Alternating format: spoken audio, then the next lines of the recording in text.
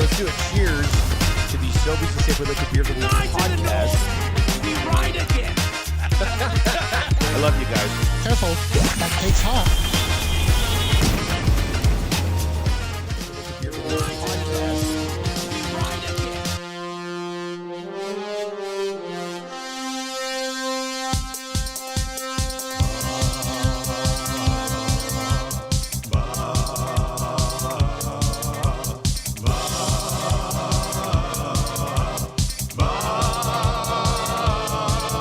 It's the 6 o'clock check-in, come on, let's go. It's the AM Nasty Big Hello. Hello. It's not static, AM radio.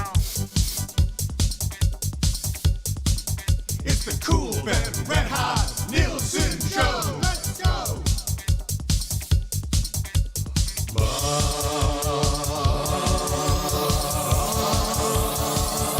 Daddy likes.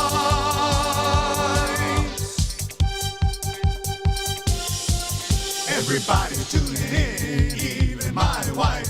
Mommy likes too. And those Macromella intros are cutting like a knife. Hey, it's Mitch texting in. He's your dealer for life. Let's crack a 6 o'clock and lager with some sirloin bites.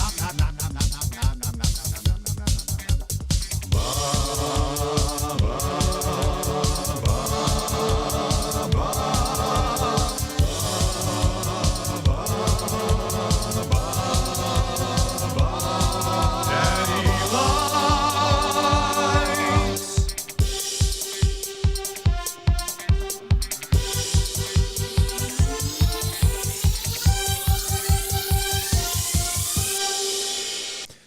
What's going on, everybody, and welcome to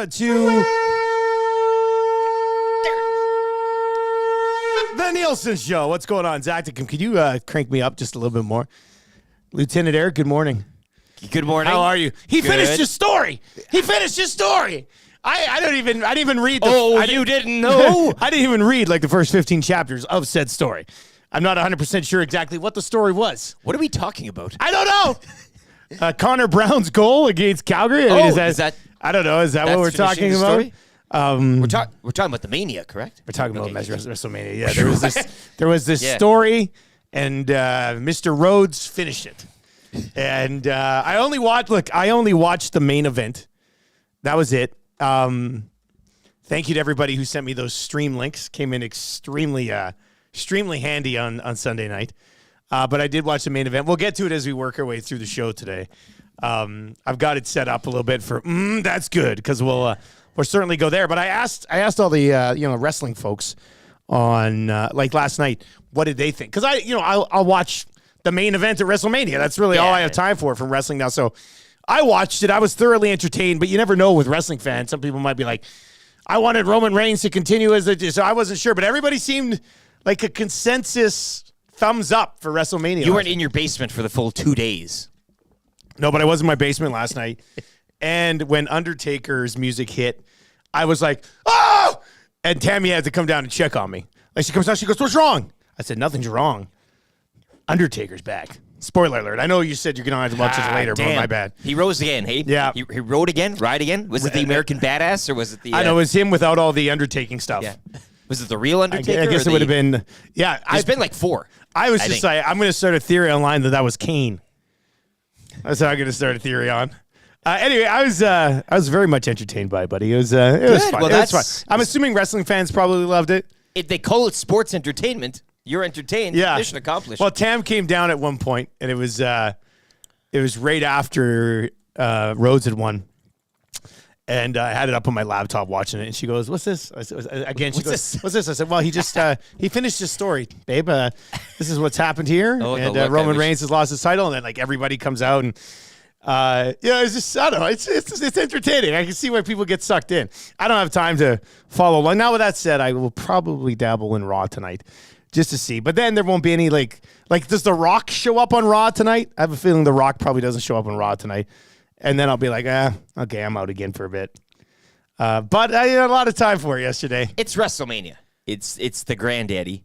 Paul Heyman's speech was certainly something over the weekend as well. That's kind of what I took from the whole. You can ask my D. Well, I think we're What is playing this the about? entire unedited version later on in the 6 o'clock hour today. But Probably not. it's a time to, I don't know. For me, I mean, I didn't watch a snippet of it. I'm not going to sit here and lay claim that I'm some sort of. But it's But nice you're to also kinda- not anti-wrestling. I'm not guy, anti like- because I used to be. So seeing Exactly. like Paul Heyman's and even like Mr. Levesque, right? Hunter Hearst Helms. It's like it touches something in me. I don't know what. I don't need to be touched for too long, but I drop in, I say hello, and then I exit. I'm always still waiting for another twist. Like last night as I'm watching it, when the Undertaker's music hit, I was just like, my God. At some right after Undertaker choke slammed The Rock, I was thinking, my God, is Austin's music gonna hit here? And Austin's gonna come out and stun Taker? That is so. And then even at the end, like Rhodes, like his whole family's in the ring. He calls down Triple H. Yeah. Triple H just comes down, and I'm sitting there being like, come on, turn on Triple H right now. Like, give me the turn on Triple H. And none of it happened. I kept thinking something's going to happen at the end, but I guess he had his moment. So, That glass shattered, man. I'd be I'd be God. right there with when you. the Taker hit, I was just like, holy smokes, it's on. And Cena was a bit after my time. I might have caught like the tail part Yeah. of, like the early part of Cena. But when he come running down, I was like pointing at the screen like Leo, Ricky Stanicki. And he came in and he did this thing. Well, I'm surprised Whatever you saw that is. him He loves that, right? because people 'cause normally you can't see him. right? Yeah. Anyway, he was good. He has baggy shorts on and everything. It was pretty funny. Barry the Cheater says WrestleMania blew my mind. On a side note, the Oilers are making me happy too. Well, we'll definitely get into Hey. the Edmonton Oilers weekend for sure. That game against Colorado seems like forever ago. It really does. You know, That's there's 12 hours of wrestling since then. And another Oilers game since then. And a little bit of a spat with Corey Perry and Evander Kane since then. We'll get to that around it's 6:30. nothing. They do this all the time. Yeah. All you need to know this morning, I guess, is once that weekend you kind of throw it into the washing machine. Oilers now 3 back of the Canucks with a game in hand. With a game in hand. So if they win their game in hand, like essentially the Oilers, as of this moment, control their own destiny. Win the game in hand, beat the Vancouver, Canucks. yeah. You will finish first. And 2 games around the NHL. One of them tonight, though, Canucks, Golden Knights, and Tomas Hertl's expected Vegas debut as well. So I saw that. They're starting to get healthy. here we go. Who could have possibly seen that coming? I saw it coming. Adam is in. He's labeled as no handle Adam. I was going to have this is my good from the weekend. I'll probably still circle back around to it, but he says, good morning, all. I'm still riding the high of being shown on Hockey Night in Canada with the EST hat. Adam, congratulations, Adam, buddy. You dog. That was terrific. Absolutely terrific. Hockey Night in Canada. They cut to it, and it wasn't just a quick flash. It was like, boom, look at this guy. Edmonton Sports Talk hat. And I have to say, we've seen a few of these on TV now from our great partners over at the Hive. They pop. Like the yellow on the blue pops. Identifiable, yeah. And even the fellow down in St. Louis wearing it backwards, you didn't get that good, like, straight on. But you type could of thing, still but this is- see. You yeah, could still see the yellow. yeah. Yeah, it was great. The Hive Product Marketing, official merch partner of Edmonton Sports Talk. Promotional products that bring the buzz. Check them out. The hiveproductmarketing.com. I know we've had people asking about the hats. Matty Wanick said he was going to order another order of these hats. I think straight brims. Because you can curve a straight brim. Yeah.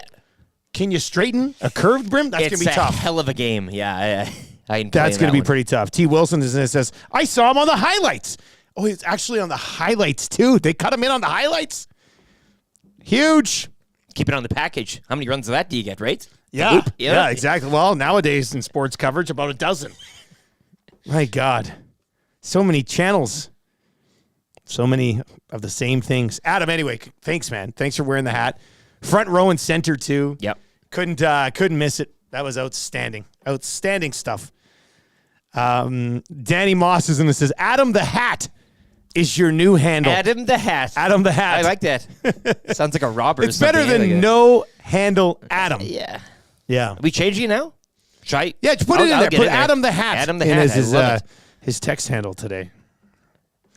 Burglar is in and says, also, Corey Perry is doing exactly what he was brought in for. And I love it. And we're gonna come back around to this, okay, at 6:30 because I just saw two hockey players, talking about the play. That's what they do. Of course. It happens all the time. You don't want to go like crazy on it, like, oh my God, the team's getting torn apart. But I think in this situation, you also can't just gloss over it. I'm sorry. We're going to get to it around 6:30 this morning. We'll come back around there at 6:30. No issues at all with what Corey Perry did. None. Got no issues with what Corey Perry did. But you can't tell me that it's not a talking point, because it's a talking point, and we're going to get to it around 6:30 this morning. Guys yell all the time and slam the doors on teammates. Look, yeah, you don't watch enough hockey, man. I'm just gonna say it. Watch more hockey. I'd say most teams have that same type of thing happening at least once a week. So we'll get into that as we work our way through the show this morning. Rip City Step is in and says, guys, the EST hats are cool, but shout out to the guy with the Mark Arcobello jersey at the game on Friday. Holy smokes. Are you sure it wasn't Mark Arcobello? Because who in the hell would have had a Mark Arcobello jersey? I would have gone up and said, you're the funniest person I've ever met in my entire life to be rolling a Mark Arcobello jersey. We'll get into that as we continue to work our way through the show this morning as well. Jimbo says, didn't the Blues win the cup after an in-practice fight? Jimbo, I don't know if I recall that, but if you're calling for an in-practice fight, I got a lot of time for it. Yeah, let's go. That would be great. I'm here for it. You thought that was strength good. prior to each and every game, right? Wrestling on the floor. Perry and Kane drop the mitts at practice. That's what's going to be the final draw, like the final straw in the Oilers' cup run. Get that thing done. We always wonder what it would take to get through that window. There it is. More violence. There it is violence, for you right yes. there. Connor Brown goal song, shall we? I feel like we'll probably get to that today. Why not? I mean, we'll definitely go there today at some point. You can text us anytime in the Paris Jewelers inbox. Go see our friends at PJ's. They got a reasonable budget for pretty much anybody. And, what was it? Last week, somebody was like, guys, I got engaged thanks to Paris Jewelers. So you can too. ParisJewelers.com. Why not get married? Flexible financing options, do not pay until 2025, 22 locations across the country. And one of you, of course, will win the A&W text of the day today. 2 Juicy Mama Burgers on special right now for $9.99. Yeah, that's pretty impressive. This deal only rolls until April 14th. You can enjoy the 2 A&W Mama Burgers. Seasoned grass-fed beef patty topped with pickles, onion, ketchup, mustard, teen sauce, all on that toasted sesame seed bun. Nothing like it. Nothing like the toasted sesame seed bun. Available at all participating A&W locations. Most A&W drive-thrus are open 24 hours. So keep those text messages rolling. One of you will end up winning text of the day today. Your thoughts on Perry and Kane. We can do that as well. And your thoughts on the Edmonton Oilers, like the Friday. Well, we'll get to the Friday night game. We'll get to all of it. We'll get to all of it as we work our way through the show this morning. You get a tired Avalanche team on the end of a back-to-back, right? Maybe not the best Avalanche team that you would like in terms of from a neutral point of view. You want two teams. The game that they played before, and we said this before Friday's game. They were both well rested. You had like big that's true. 3 days off, and I'm not saying this is. I mean, the Oilers. You take what you get, and a pair of wins over the weekend is huge. Heading into Wednesday's game against Vegas, they put themselves. You don't back want to take anything away from them. You're just pointing out the facts. No, I'm just pointing that out. But yeah, it's another weekend comes and goes, and how it was different. And one texter here texted in the first time over the weekend or Friday leading in. Okay. Very worried. Really. Hey, boys, first-time texter, usual YouTube watcher, without a doubt the worst I felt as an Oilers fan since the first 2 or 3 seasons after 05-06. After the Dallas game. Yeah, that was earlier. Text in again, feeling a lot better about the boys than my last text to you. And so that's the pendulum swinging here. But, 3 points. You're telling me after the 5-0 loss to the Stars last week that we're sitting here Monday morning saying, the division's in their hands. I mean, here we are. Ladies and gentlemen, that is the definition of fat and happy. Right? Is it not? I mean, you got to be pretty Perry happy and Kane with are things bigger right background, and the fans are sitting here fat and happy. It's great. I think everybody's got to be pretty happy. 587. Yeah, exactly. All right, so keep those Keep those text messages rolling in as we work our way through the show. I'm going to lay out the show for you. We'll get into your morning announcements. I'm just tweeting out that we're going to dive into the Connor Brown goal song here as well. So that'll be exciting for everybody. Morning announcements coming up. We'll get to this whole Perry Kane situation, what you should read into it, what you shouldn't read into it. Good, bad, and ugly from the weekend coming up here before 7 o'clock as well. Darren Dreger just after 7 o'clock today. We'll get his thoughts on the Oilers' red-hot pursuit of the Vancouver Canucks. Cool bet hotline of the day. That's good for Italian Center Shop. We'll go there around 7:30. Keyword for Vegas today at 7:40, 7:45-ish. And then I says pardon for lawyer-central.com/pardons. We're going to dive into a little Major League Baseball there with I says pardon coming up. Did you hear that broadcaster over the weekend? The Angels broadcaster completely rip apart Major League Baseball. You get to it. I heard the Mets broadcaster leading into the weekend. Was he freaking out about stuff too? Well, just how depressing the state of Mets baseball is when you've got 160-some games to go. It's quite. I mean, Major League Baseball after opening week, the glitz, the glamour, everybody's alive for opening week. Everybody has the same chance, and here we are. Like the a Jays, week in, you're like, Jays home opener as well today against the Mariners as well. Both 4-6, both clubs. Oh, a big battle. Barrios and Castillo on the mound. We'll set that up in the lock shop Couple today. aces. Man, the lock shop continues to bang out dubs. We hit the EST parlay on Saturday, and yesterday, Batia, who was Patty's pick, ended up winning the Valero Texas Open. Bad shoulder, who cares, right? Which is great. Masters Week. This is now the lock shop getting set to take on the final boss. This is it. This is it, yeah. Yeah, I got a lot of time for The Rock becoming the final boss. Like, what a great play. What a great play. Kind of easy trivia for Mr. Mike's. 3 questions too many for Park Mazda. 6 o'clocker lager was very much a success, continues to be. So a lot of people drinking it over the weekend on Twitter, passing it along, hitting up their deck for the first time since we dropped it. We got something else. Cooking. A little bit of a different variety, but we're going to give you some details on that today as well. And then Ryan Rishaug will join us around 8:25, 8:30 today for the golf simulator and touch on the Oilers. I'm sure now that he is a golf simulator guy, I totally want his thoughts on Ash K. Batia and what he's able to do to secure a spot in the Masters. And what he can do to help fix that shoulder, because I know Rishaug usually has the Shoggy probably has a few things that you can send him in the direction of a nice balm. You can make happen that day. All right, let's get in your morning announcements for 100.3 The Bear, Edmonton's best rock.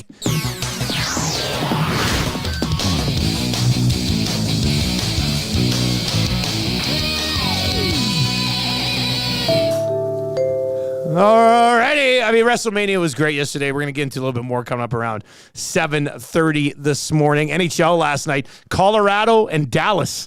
You see that one? That was a doozy. Big boy hockey. The Dallas Stars, National Hockey League's a funny place. The Dallas Stars taking it to the Colorado Avalanche on the road in Colorado last night. That Dallas Stars team puts up 7 on the Avs last night. They are now 49-20-9. How about this for a 3 games? Well, I mean, they were rolling before. They picked up a loss over the... Well, that's what I wanted to get to 9-10 or whatever. Somebody had texted in the nasty chat being like, how did the Hawks beat the Stars? And look, that's the National Hockey League. They're all pros. They beat the Oilers 5-0. Then they lose, and then on 2 days rest, they beat the Hawks, or they lose to the Hawks 3-2 on 2 days rest.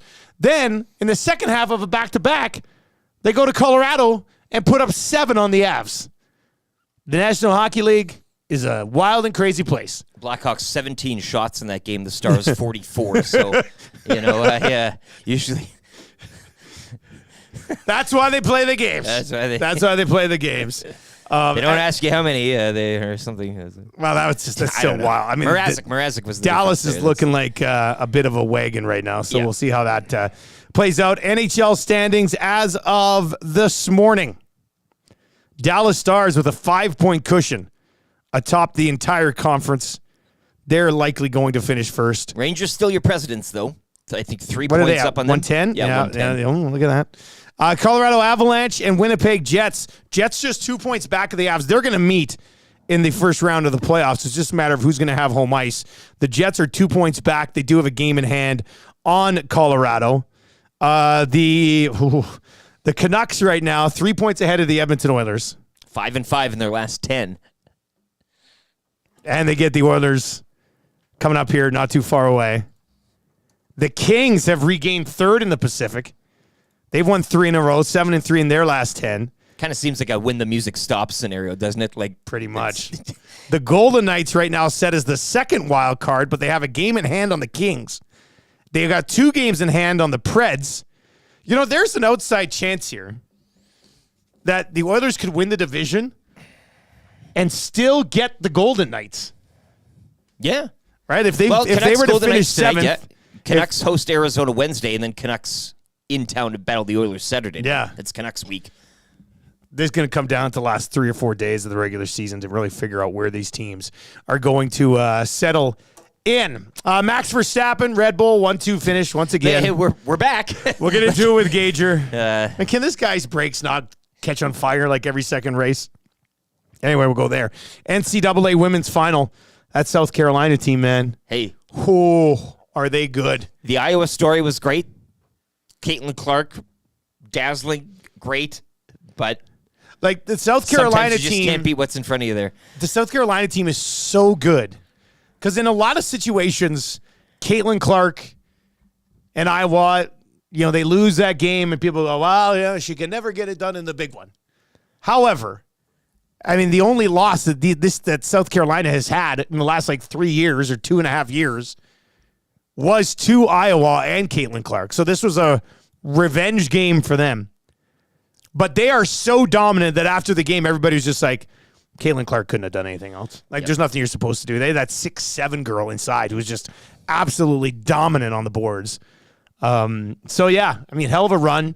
Clark is definitely the best player in college ball, but the best team in NCAA women's basketball ended up getting the job done yesterday. A fun game to watch, though. 3 natties for Dawn Staley. Yeah. And as you mentioned, revenge exacted. So I think I saw they were like 106-3 in their last 109 games. I might be off. It was something. It was over 100 wins and 3 losses in their last 3 years. what is she, the Rachel Homan rink? Who does Dawn Staley think she is? Rachel Homan? UConn Purdue tonight, baby. Yeah, we'll see how that plays out. 1v1. Yeah. UConn has been untouched. Like they've been untouchable for the last 2 tournaments. Just rolling and rolling and rolling. Double-digit win after double-digit win after double-digit win. Can they do the same to Zach Edey and Purdue? Women's World Hockey Championships as well. Canada, Continue to USA roll tonight, along. 5 o'clock. Battle for supremacy atop Group A. 2 games in the NHL tonight. We'll get to those as we work our way through the show as well. Darren Dreger that Eastern wild card race too. Another. Well, I mean, it's fun, but it also, they suck. Yeah, I know. It's Like, who wants to get in to lose in the opening round? But this is. Remember It's the last aim of year the with game, the right? Florida Panthers, they kind of sneak in and then they go on this run, right? But they snuck. They were like, I don't know, kind of waiting in the. Well, like, the Panthers a the better year team before were one of the best teams in the National Yeah, Hockey yeah. League. This year, they're one of the best teams in the National Hockey League. Last year, they just sort of stuck into the playoffs, and then they went on a run. But the New York Islanders are not sneaking into the playoffs and going on a run. the Flyers won't be. The Detroit Red Wings are not sneaking in the playoffs and going on a run. The Washington Capitals aren't sneaking in the playoffs and going on a run. And look, Sidney Crosby's doing some great things right now. Might be able to drag the Penguins to the playoffs, but the Pittsburgh Penguins are not getting into the playoffs and then going on a run. They just aren't. I don't think they wanted So- to get into the playoffs. The wild card race in the East is probably like the biggest waste of time that we've seen in the National Hockey But League I'm in a here long for time. it. I want more teams involved. I want the Devils to somehow spring up and get in the conversation once again. Why not? All right, let's go Connor Brown off the schneid on a Monday to get you going. Hey, give us a thumbs up. We hit 400 thumbs up on Friday. It was an amazing time. We kept bribing you along the way, but you did it. I cried after the show. You sat here was and very wept. emotional. I like to describe it as a wept. I had my head in my hands. Yeah, he was very happy. So as we play this Connor Brown goal song this morning, let's hammer some thumbs up, eh? Why not? Here we go.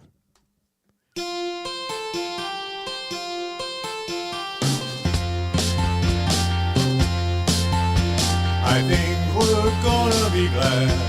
I think it's today. Yeah. Connor Brown scored last night. His dragon is slain. He's finally off the schneid. He's finally off the schneid. Connor Brown's off to the schneid. It's about time. He's had chances galore, 2-1s and breakaways, yeah. But he could never score, even strength of power play. He's finally out fish night. He's finally out fish night. Connor Brown's off at the schneid. It's about fucking time. He got to play McDavid line. You should have scored once, you should have scored twice by now. And got to play alongside Drive. How could he not score? How did he not score? How? He's played on every line, but he's best on PK. Yeah.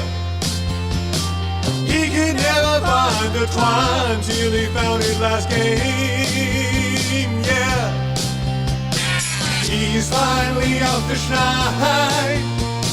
He's finally out fish night. Connor Brown's off at the schneid. It's about fucking time. It's about fucking time. It's about fucking time. Oh, Connor Brown off the schneid and onto the score sheet. That's always a fun type of call. All of our songs brought to you by Sportball. Visit www.sportball.ca for more info on all of the sports programs that they offer. And they've got a bunch of stuff going on over at Sportball. So www.sportball.ca, looking to get your kids involved in the summer. Always nice to have the kids do, one or two sort of programs in the summer. Keep them active, keep them among other kids.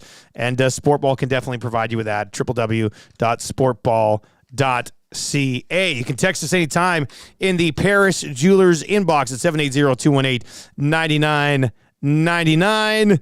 And we will get into those as we work our way through the show today. Jack is in and says, Clark is amazing, but she was doing way too much by herself. She should have used the rest of her team in the last quarter. I thought her court vision was actually pretty good. I thought she involved her teammates quite a bit throughout the tournament. I thought she was actually going to be a little bit more of a ball hog than she was. So, maybe in the fourth quarter, but you're in the fourth quarter. It's not like anybody else in her team had sort of been lighting it up. I think I'd probably put the game in the hands of the best player in college ball, the best women's college basketball player of all time, and let her roll with that one. It would have been something, though, if Iowa does win and some other player from the squad emerges as the story in the championship game and Caitlin Clark's just kind of, sitting on the bench cheering and rooting type of thing. But all right, let's get to this. I want to conch these guys. Then we're going to get to a sports update. Then we'll come back with some thoughts on Corey Perry exploding on Evander Kane on Saturday night. Guys, this is good. Morgan and George are brothers, and they're working together. They're both longtime listeners. And guys, I'm the Morgan from out of town. Stoked for my first conch. Longtime listener since 2020. My bro George turned 18 and joined me at work and as a nasty. So a conch for Morgan and George this morning, working together as brothers.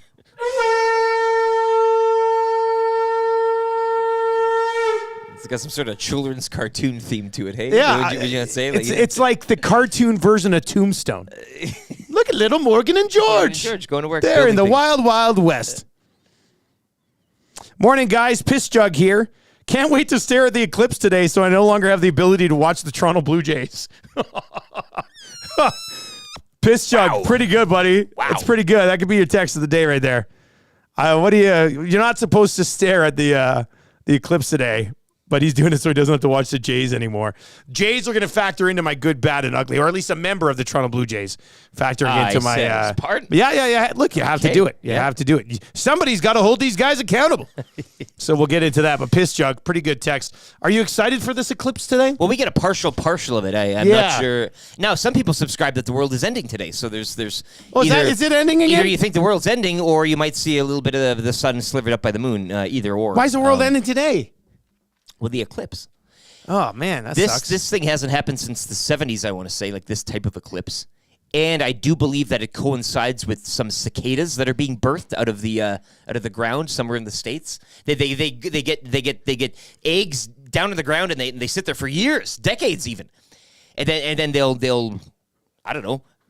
In 18 years they hatch, and then they. What are they? Cicadas, like a Venus flytrap? like a grasshopper. Eh? Oh, really? Yeah, so there could be like a swarm of them. That's what everybody says. That's some people say, and it coincides with the eclipse, the cicadas, the world at large. But no, up here, I mean, we don't. I think if you stare at the sun today, You're not supposed to. No. The kids aren't even allowed to go outside today. but you can have At school. Like we got a letter from like the school district being like, no kids will be allowed outside during the eclipse. You know that one kid named Yeah. Old Petey, whatever. Old Stevie Johnson's looking up there going, "Eh, I bet I could stare at all recess. look at me, guys.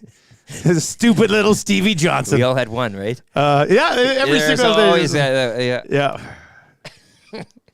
But Anyway, hey, I'll just throw this out there. If you want the partial. If you want the world to continue today, give us a thumbs up. My brother's down in Mexico, and he's like right in the path of it, I guess. No! I said he's like there. You know, it's like a little swath. I saw a swath Yeah, of yeah. Airbnbs being booked by a bunch of Bruce McCurdy's, right? They but want it's to all see cloudy. It's all cloudy in those areas. Yeah, wouldn't that suck? The joke's on you. Imagine that. You're like, I paid $4,000 for this Airbnb today. You're Drove going to across watch country. the eclipse. Yeah. I mean, why are you going there if you're not supposed to look up at it? You're not even going to see it. So why are you paying to be in the path? I don't understand. Get Whatever. those little paper glasses. Whatever. Undertaker was back.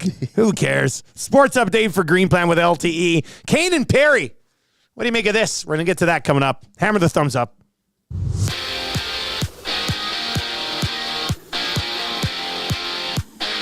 The Edmonton Oilers with a pair of wins over the Avalanche and Flames this weekend. They'll get set to host Vegas Wednesday. Edmonton 3 back of Vancouver for the division lead with a game in hand. Stars have won 9 of 10 following a 7-4 win over Colorado yesterday. Preds topping the Devils 3-2 in a shootout, while out east, Detroit over Buffalo 3-1, while the Senators beat Washington 3-2 in overtime. Penguins, Capitals, and Flyers all 1 point back at Detroit for that final Eastern wildcard spot. Pair of games around the NHL tonight. Toronto hosts Pittsburgh while the Golden Knights visit the Canucks, as Tomas Hertl is expected to make his Vegas debut. South Carolina women's basketball team completed its perfect season, ending Caitlin Clark's historic college career with an 87-75 victory over Iowa in the NCAA championship game. Toronto Raptors have won 2 straight, following a 130-122 victory of the Wizards. Raptors host Indiana tomorrow. No games in the NBA tonight as number 1 UConn take on number 1 Purdue in the men's March Madness final. Back over to hockey. Canada faces the USA tonight for Group A supremacy at the Women's World Hockey Championships. Canada opening the tournament with a 4-1 win over Finland prior to shutouts against Switzerland and Czechia over the weekend. Puck drop 5 o'clock Mountain on TSN tonight. Second round of the AJHL playoffs continuing yesterday. It was Canmore Eagles shutting out the Whitecourt Wolverines 2-0. That forces a Game 7 tomorrow night back in Whitecourt. Winner will advance to take on Calgary in the finals. And after taking the opener Friday afternoon, the Jays dropped back-to-back decisions on the road to the Yankees. Jays play their home opener against the Mariners later tonight to kick off a 3-game set. Sports Update brought to you by Green Plan, providing you with award-winning environmental planning and consulting services. Whether it's municipal, industrial, or residential, plan it right with Green Plan. Visit green-plan.com or give them a call, 780-455-4292.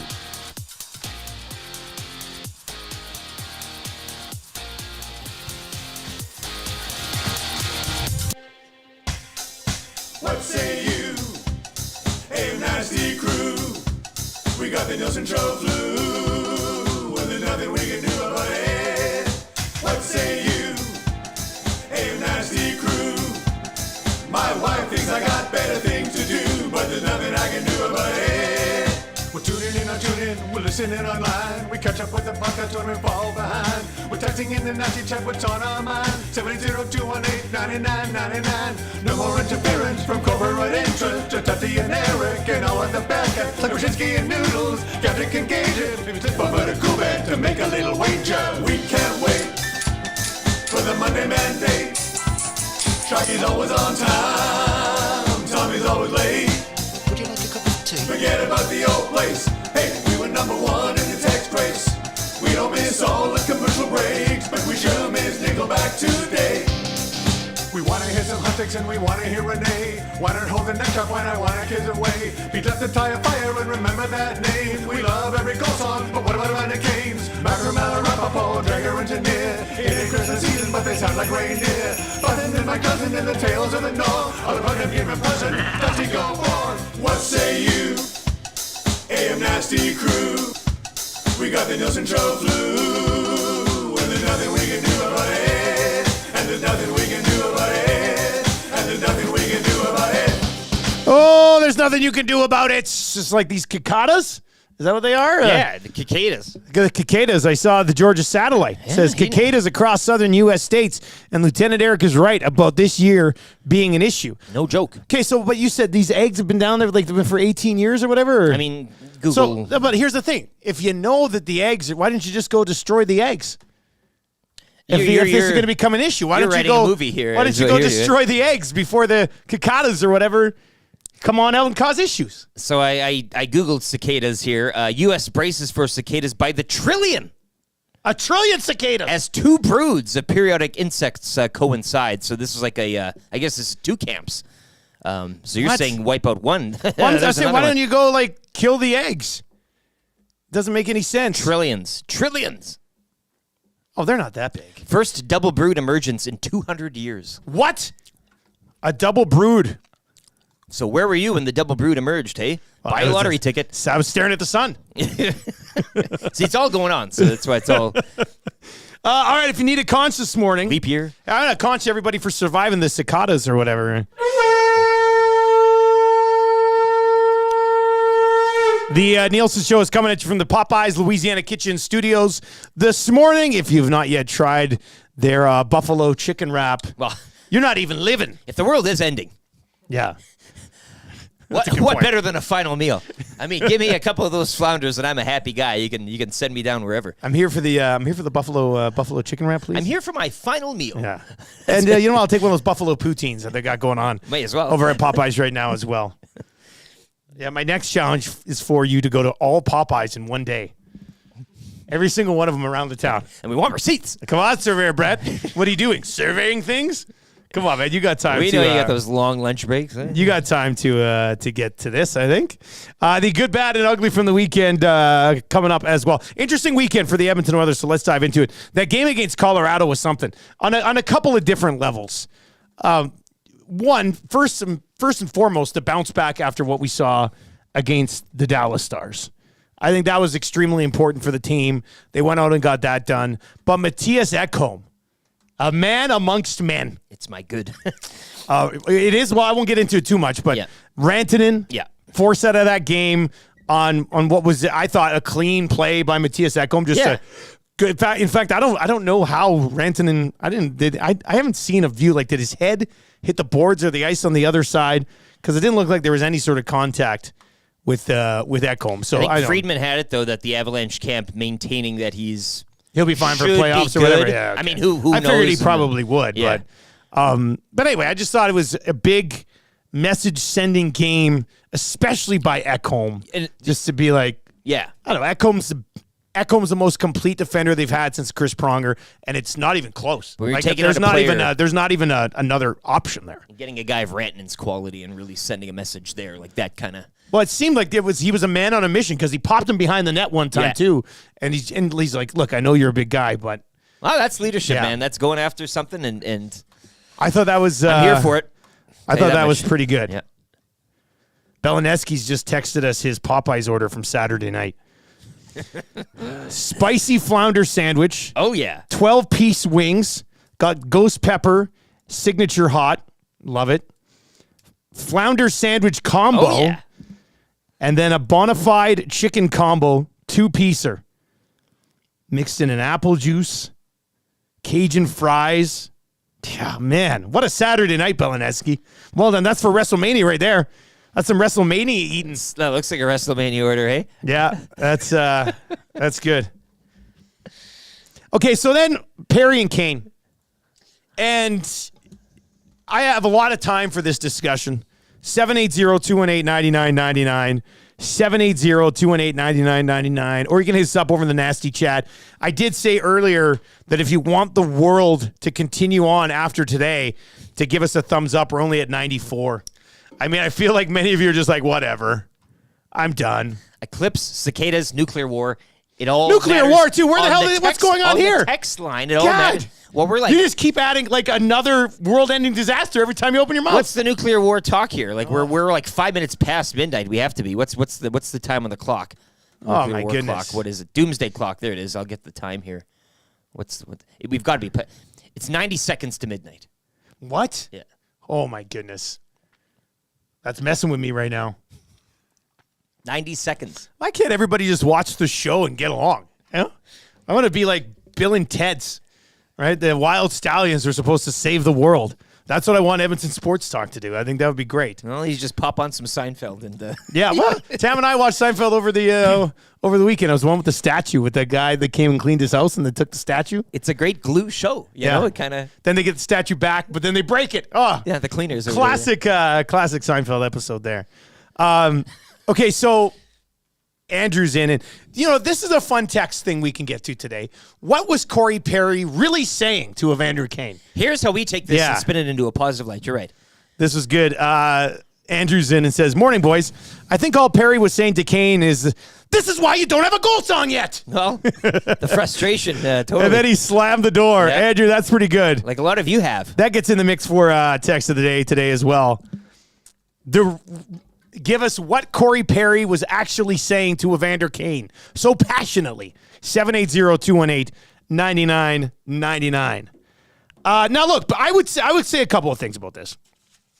People are right that in a nutshell, this isn't a big deal.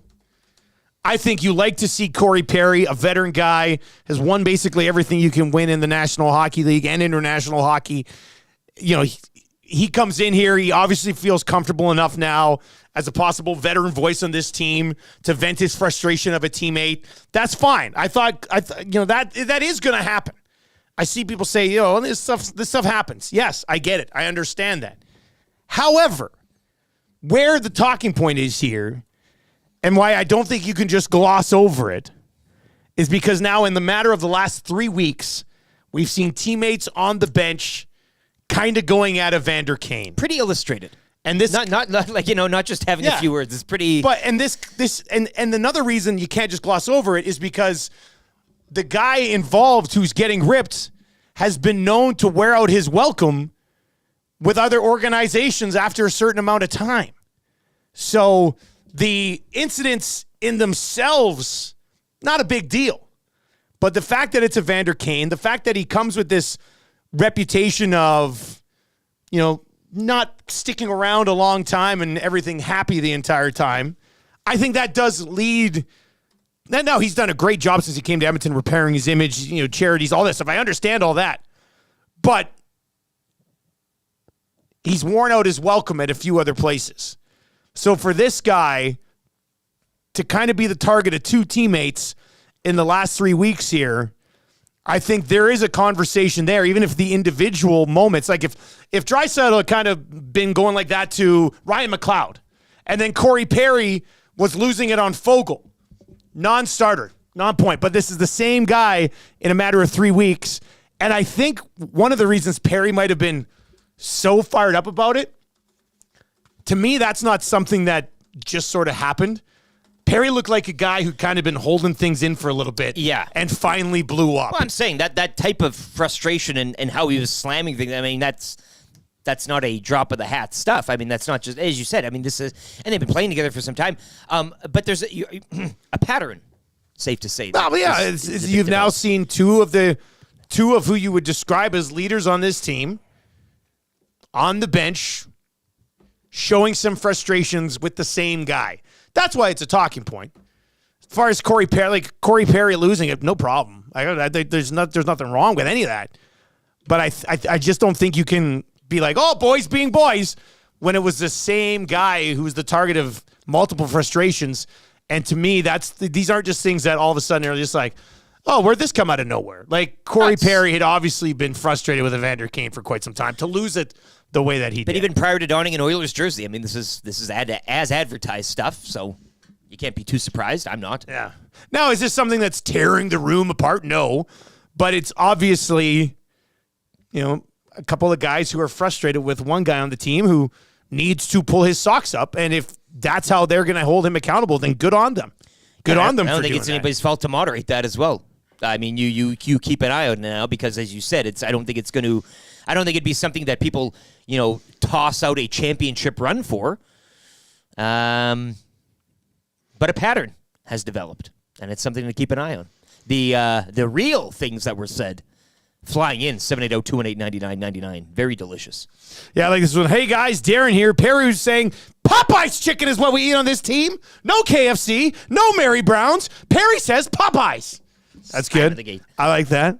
That's pretty good. Some of these we're not going to get to. Stony from Stony, Perry to Kane. Who do you think you are? I'm a man. I'm almost 40. That would be the youth and the elder statesman of Kane or Perry. The Stair Farmer is in and says, good morning, gentlemen. Go Oilers, go. Perry's been perfect fit so far, brings the element of experience and grit. Please conch me and my girls up and getting ready for school this morning. That's great. I like that. Corey Perry was pissed off at Evander Kane for taking the last panini from that's Spinelli's the last Italian thing you Center. want. Jeff and YYZ. Going to Italian Center, taking the last panino. Come on. It's ridiculous. Guys, Perry was yelling about how his DoorDash driver left his food in front of his screen door, and he had no choice but to spill his drink to collect his order. And they put it over here. Anyway, like I said, Kane has done a lot of great things. He seems to have been a pretty good fit in the community. He's got a lot of good relationships with people in the city, much more than you would have thought when he came in. So he's done a really good job in that. I just don't think you can gloss over the fact that two different teammates have gone at him on the bench in the last 3 weeks. What does it lead to? Hopefully a Stanley Cup when it's all said and done. Murd says, agree with your take, but we've always complained about accountability, and now we have players holding each other accountable. This could be a beautiful thing. Yeah, 100%. That's what I said. If this is how they have to hold him accountable by blasting him on the bench, then have at her. But it's still a discussion because it's the same guy Holding the in same 3 guy weeks. accountable. Yeah, that's Yeah. I don't know why that's like. to me that's not a beautiful thing, but Why have multiple messages needed to be sent to Evander Kane on the bench in the last 3 weeks? Right.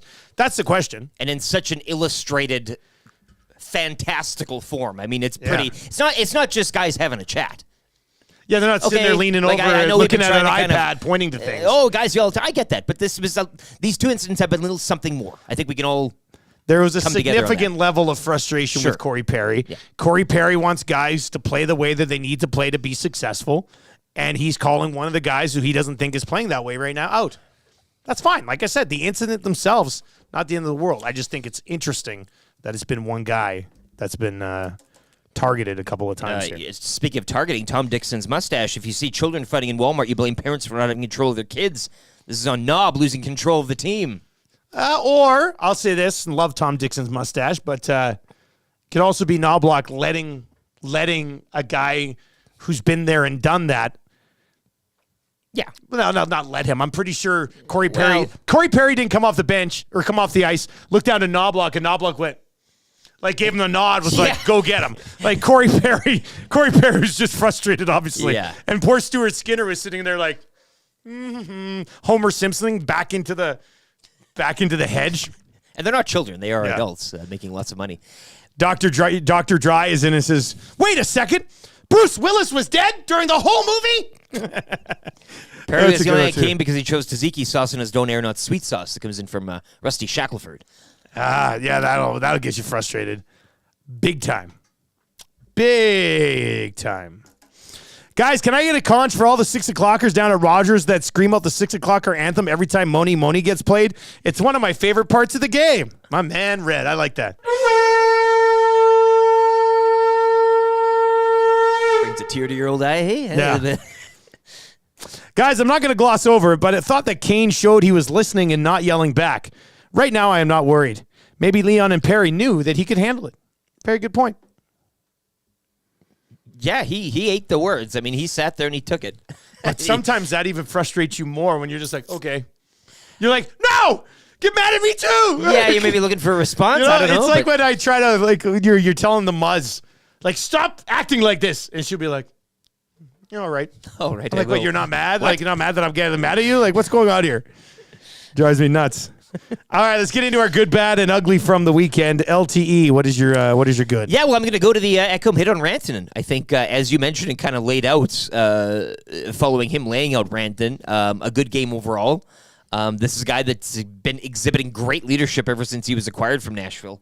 And I just thought that hit on Rantanen. Now, again, Rantanen's health moving forward, he'll probably be fine, concussion protocol, but it's one of those message-sending plays, a message-sending hit. I don't think there was any dirtiness to it at all or anything like that. I mean, again, it was much like the line brawl the other night. When you see a hit like that or a fight like that, we all now step back and, oh, what the hell is this? Right? Yeah. So, but yeah, good hit. I think sending a message. And look, I'm not for going out and purposely injuring players, but you know, whenever you can lay the smack down on a guy legally within the framework of the game, Take advantage to you do do that. it. You do it and you take it. I mean, that's what you do. So good on Ekholm and really impressed with his play. The Ekholm hit on Rantanen to kind of surmise the weekend it was for the Oilers. We've already mentioned it briefly, but I'm going to come back around to it for my good from the weekend.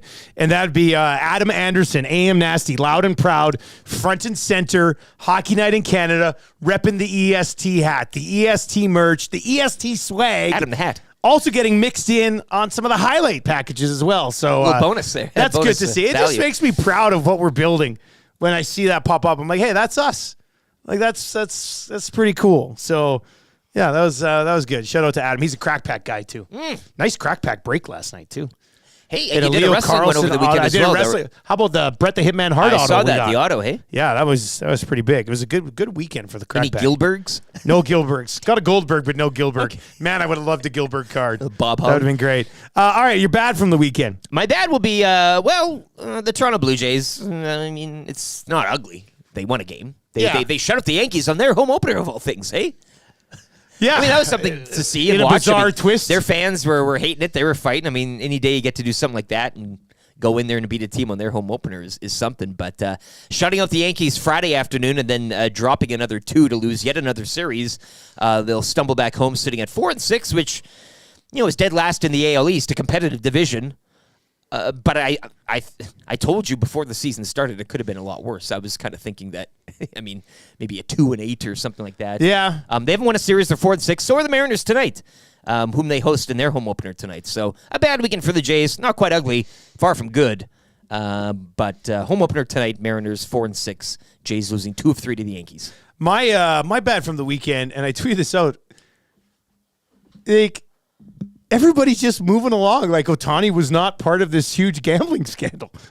Like, I see Ohtani's first home run ball with the Dodgers could go for as much as $100,000, and they got it back from this woman who was pressured into kind of giving the ball back. And I keep seeing all this like other wholesome Ohtani content, and I haven't seen an update on the biggest gambling scandal that we've seen in Major League Baseball in 30 bloody years. It's like it doesn't even exist. It's like I'm taking crazy pills, and I just imagined that Ohtani's interpreter stole $4.5 million from him and was using it to bet on games, and Ohtani knew nothing about it. Like, when was the last time you saw an update on this? But that'll all. I saw a tweet too. Like, that'll come out in the wash. I just think with all of this too, and you mentioned the silence, I think it's more damning that we're not even talking about him at all and having his new, like, his legacy now with all of this. I mean, it's just so dirty that I think we're all just taking a break for air at the moment. And what should be like a celebratory start to the season and everything. I mean, all this stuff, and now we're not talking about him at all. Not negatively. Man, which my we should Twitter be. feed still feed me Ohtani highlights all the time. I'm not really not in like a positive fashion or anything. Like I'm not getting the hype. I just don't know. Like, what happened to the investigation? What happened to anything? Well, it's, Like, I just don't know how. Like, you have your day in court, and then you come back in 2 weeks, 3 swept weeks under the time, or rug. whatever Like, it is. Like, I don't get it. I don't know what's going on here. do you think that he's like off? Like, this pops back up again at some Of course, point, right? Like, yeah, but it's there's a next. Well, ask Mac Ramello Wednesday. There will be a next date. You know, of I guess I you'll don't have know. to show up and What's your check in. ugly from the weekend? Ugly is Perry yelling at Kane. Oh, it is, eh? Look, and I know we're going to talk about it, and there's already people in the nasty chat saying nothing. This is nothing, but it is something. And when it's illustrated on TV like that, I mean, it like it or not, people are going to chew on it. Now, maybe it is nothing, maybe it is, but we're going to talk about it. We have Problem is now they don't play till Wednesday. So, Yeah. These types of things, look, it's a hockey mad market. What more do you want? And every time these guys cut their toenails, I mean, there's something written about it. So the fact it happened, yeah, is that going to hinder their cup run? Absolutely not. And yes, probably some good things in a vet yelling at a guy that maybe sometimes isn't there, discipline on the ice or what have you. Not making the plays that he's supposed to minding make. it, whatever it is, and that's fine. But the problem is that it was captured on video, it was pretty illustrative, and people are going to chew on it, as they should, because that's what we do in this business. Man, But when if you they played tonight, it would be much more easy to just kind of That's true. game day, good. Classic 24-hour news cycle. It's the thing. Man, it's funny when you brought up the toenails thing. All I could think of was like, how much would some Oilers fan pay for a toenail clipping from Connor McDavid's big toe? It sounds ridiculous, but I guarantee somebody out there would be willing to pay over $100 for that. Easy. Because it's Connor McDavid and it's a toenail clipping. I guarantee that could happen. Well, because then you get the clipping, and then you can clone them, right? This is like you can get the There's DNA. DNA in there. Yeah, There's yeah. DNA in there, Put it in right. an amber stone. And put then on save top it of for a about cane. 30 years. Cloning technology continues to get better, and that's your I guess it's an investment. I guess you look at it that way, it could be a legitimate investment. Still gross, creepy as hell, but my ugly from the weekend, and I love the guy. Frustrated me a little bit lately, but Vladdy Guerrero Jr. being down 9-3 on Saturday, hitting a home run and shushing the crowd. You're getting pumped, man. I don't care if the crowd's all over you or not. You cannot be trotting around those bases going like this when you're losing that bad. Well, the If team, you want to do it, if you're winning, if you want to be rolling the Yankees, go ahead, man. Have some fun with it. But that's just not a great look from Vladdy. I think in this exercise, though, the team was losing, not him. And somebody was clearly tripping him, and he was saying, see, I can hit. Can't do that. I know you can't. You I can't know you do can't. that. But that to me is very, that's very telling as well, right? That's I'd much rather have a good day at the plate individually than any sort of team. well, I sure hope not. No, but that's what it speaks to me Yeah. as. Somebody was chirping him. Look at me, I can hit him. Yeah, but your team's still losing, 22-0 or whatever it is. He doesn't care as long as he gets his home runs. I don't know, man. I didn't like it. It's not. I didn't like it. It's just like, man, you're getting destroyed. Your team start to the season has not been good. What are you doing with the shushing on a home run trot when you're down 6? I mean, Hit a home run. that's my ugly. That's my ugly. Hot take alert: the Jays won't touch 500 again this year. That comes in from Jeffy. I think you eliminated from the playoffs last week, did you not? No, you I officially- eliminated. You eliminated somebody. I eliminated the Flyers. No, or- was it the was Flyers? the Flyers, the Ducks, It was. I don't know. I We were talking about eliminated something that- St. Louis Blues. I think. the Blues. Yeah. Okay, I think I officially we eliminated the punted them, Blues yeah. last week. Okay. You're not gonna touch the Jays though yet, eh? No, not yet. But it might not be that far off. It might not be that far off. Your thoughts, 780-218-9999. That is the Paris Jewelers inbox, 780-218-9999. And how much would you pay for a Paris Jewelers gold pendant? And when you open it up, there's a fingernail or toenail clipping From of one McDavid. Connor McDavid. Yeah, that sounds real nice. Real nice. All right, Darren Dreger is on the way, coming up here just after 7 o'clock this morning. We'll get his thoughts on a wild and crazy playoff race here in the West. How is that going to sort itself out as well? We got That's Good. We got the keyword for Vegas in 45 minutes. Don't go anywhere on that front. All you have to do is be listening, text in that keyword. You have a chance to qualify for the EST Flyway to Vegas with FlyYEG and the LVCVA. Let's get to a sports update with Lieutenant Eric Dreger for Pro-Am Sports in less than 2 minutes.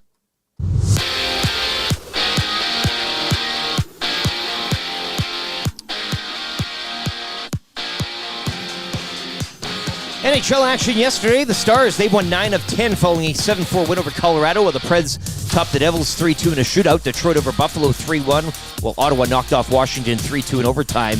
Penguins, Capitals, and Flyers all a point back in Detroit for the final Eastern wildcard spot. Pair of games around the NHL tonight as Toronto hosts Pittsburgh while the Golden Knights visit the Canucks. Tomas Hertl expected to make his Vegas debut. Oilers with a pair of wins over the Avalanche and Flames this weekend. They'll get set to host Vegas on Wednesday. Edmonton 3 back of Vancouver for the division lead with a game in hand. South Carolina women's basketball team completed its perfect season, ending Caitlin Clark's historic college career with an 87-75 win over Iowa in the NCAA championship game. Raptors, meanwhile, have won 2 straight following a 130-122 victory over the Wizards. Raptors host Indiana tomorrow. No games around the NBA tonight, as number 1 UConn and number 1 Purdue will tangle in the men's March Madness final. Back over to hockey, Canada facing the USA tonight for Group A supremacy at the Women's World Hockey Championships. Canada opening the tournament with a 4-1 win over Finland prior to shutouts against Switzerland and Czechia. Puck drop 5 o'clock tonight on TSN. Second round of the AJHL playoffs continuing last night. The Canmore Eagles shutting out Whitecourt 2-0. That will force a Game 7 tomorrow night back in Whitecourt. Winner will advance to face Calgary in the finals. After taking the opener Friday afternoon, the Jays dropped back-to-back decisions on the road to the Yankees. Jays will play their home opener against the Mariners later tonight to kick off a 3-game set. Sports update brought to you by the Sports Bar Lounge at Century Casino Fort Road, your home for the March Madness final. You can catch all the action tonight at Century Casino Sports Bar and Lounge.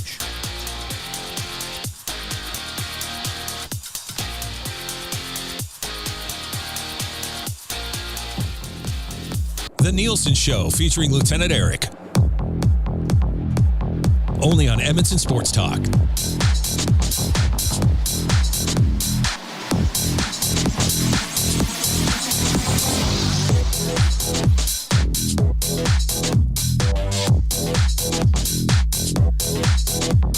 $7:02 in the morning. Thank you very much for being here. Crystal clear on Edmonton Sports Talk. Lock Shop coming up today. Oil Stream coming up today. And, of course, The Hangout at 9 o'clock this morning. All of those shows will have an opportunity for you to get into the EST Flyaway to Vegas. So be ready for that. We got a keyword coming up here as well. This is interesting text from Rusty Shackelford. Guys, I worked with a guy who sourced Wendell Clark's barber to get Wendell's hair. I remember drinking beers with the guy I worked with after work, and he pulled out an envelope with Wendell Clark's hair in it and was waving it around. Waving it around. Waving it lock. That's what I told you. You don't think an Oilers fan would do the exact same thing with toenail clippings from Connor McDavid? Well, can you imagine the bar, like you go into a pub? I mean, that's some, what do you got? You're telling war stories and stuff, and you pull out a lock of Connor McDavid's hair? Yeah. I mean, that's exactly. legendary stuff. They'd take a picture of you, put you up behind the bar immediately. Yeah, well, what do you think about this? You pulled out, what is that? Oh, it's Connor McDavid's hair.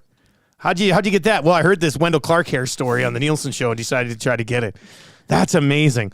This is a great text. Rusty, great text. I worked with a guy who sourced Wendell Clark's barber to get Wendell's hair. Sourced. I remember drinking beers with him, with the guy I worked with after work, and he pulled out an envelope with Wendell Clark's hair in it and waved it around. Like, what are you doing? You're carrying around I love it. Wendell Clark's hair in your pocket. You in an never know envelope? when you might need it to trump somebody else's story. You think that's a story, hey? Let me tell you about this What do you envelope. think about this? Exactly. I mean, it's the decider, the ultimate decider. For the crew over, and they sponsor Hockey Insider, so it ties it nicely. For the Cooks and boys over at Pro-Am Sports, why do you not have locks of hair available as memorabilia? They probably had a few people coming in with these stories, I would assume, over the years. Yeah, that's right. Everything you got going on at Pro-Am Sports, including car flake season being just around the corner. proamsports.ca, where I'm assuming game-used player hair coming soon in honor of Wendell Clark's hair in an envelope guy. Wow, that's quite something. All right, let's bring in Darren Dreger this morning. Dregs, what do you think of that story? A guy carrying around Wendell Clark's hair in an envelope. Yeah. Well, I don't know why I'm thinking this, but what's the show? Is it called The Pawn Shop or whatever, based out of Pawn Vegas Stars? Yeah. Pawn Stars, yeah. And for whatever reasons, you guys are talking about this, I'm thinking to myself, there's got to be either something online or at a big pawn shop like that pawn shop in Vegas where you can go in and for, I don't know, $50,000 buy a lock of Elvis Presley's hair or something like that. I would bet that's a thing. So why wouldn't it be a thing in the NHL? And I've spent a lot of time around Wendell. Not sure I would want his hair. But, I mean, come on. I guess. Yeah. If you're going to start somewhere, why not start with Wendell Clark, good old Saskatchewan boy? You know what I want? I want to see when that guy pulls that out at a party. I want somebody to be like, prove it. Prove to me that it's Wendell Clark's DNA hair. test, that could be anybody's hair in that that envelope, right? You never know. Saying that, how much hair do you think Wendell Clark pulled out over the years? Not out of his own head.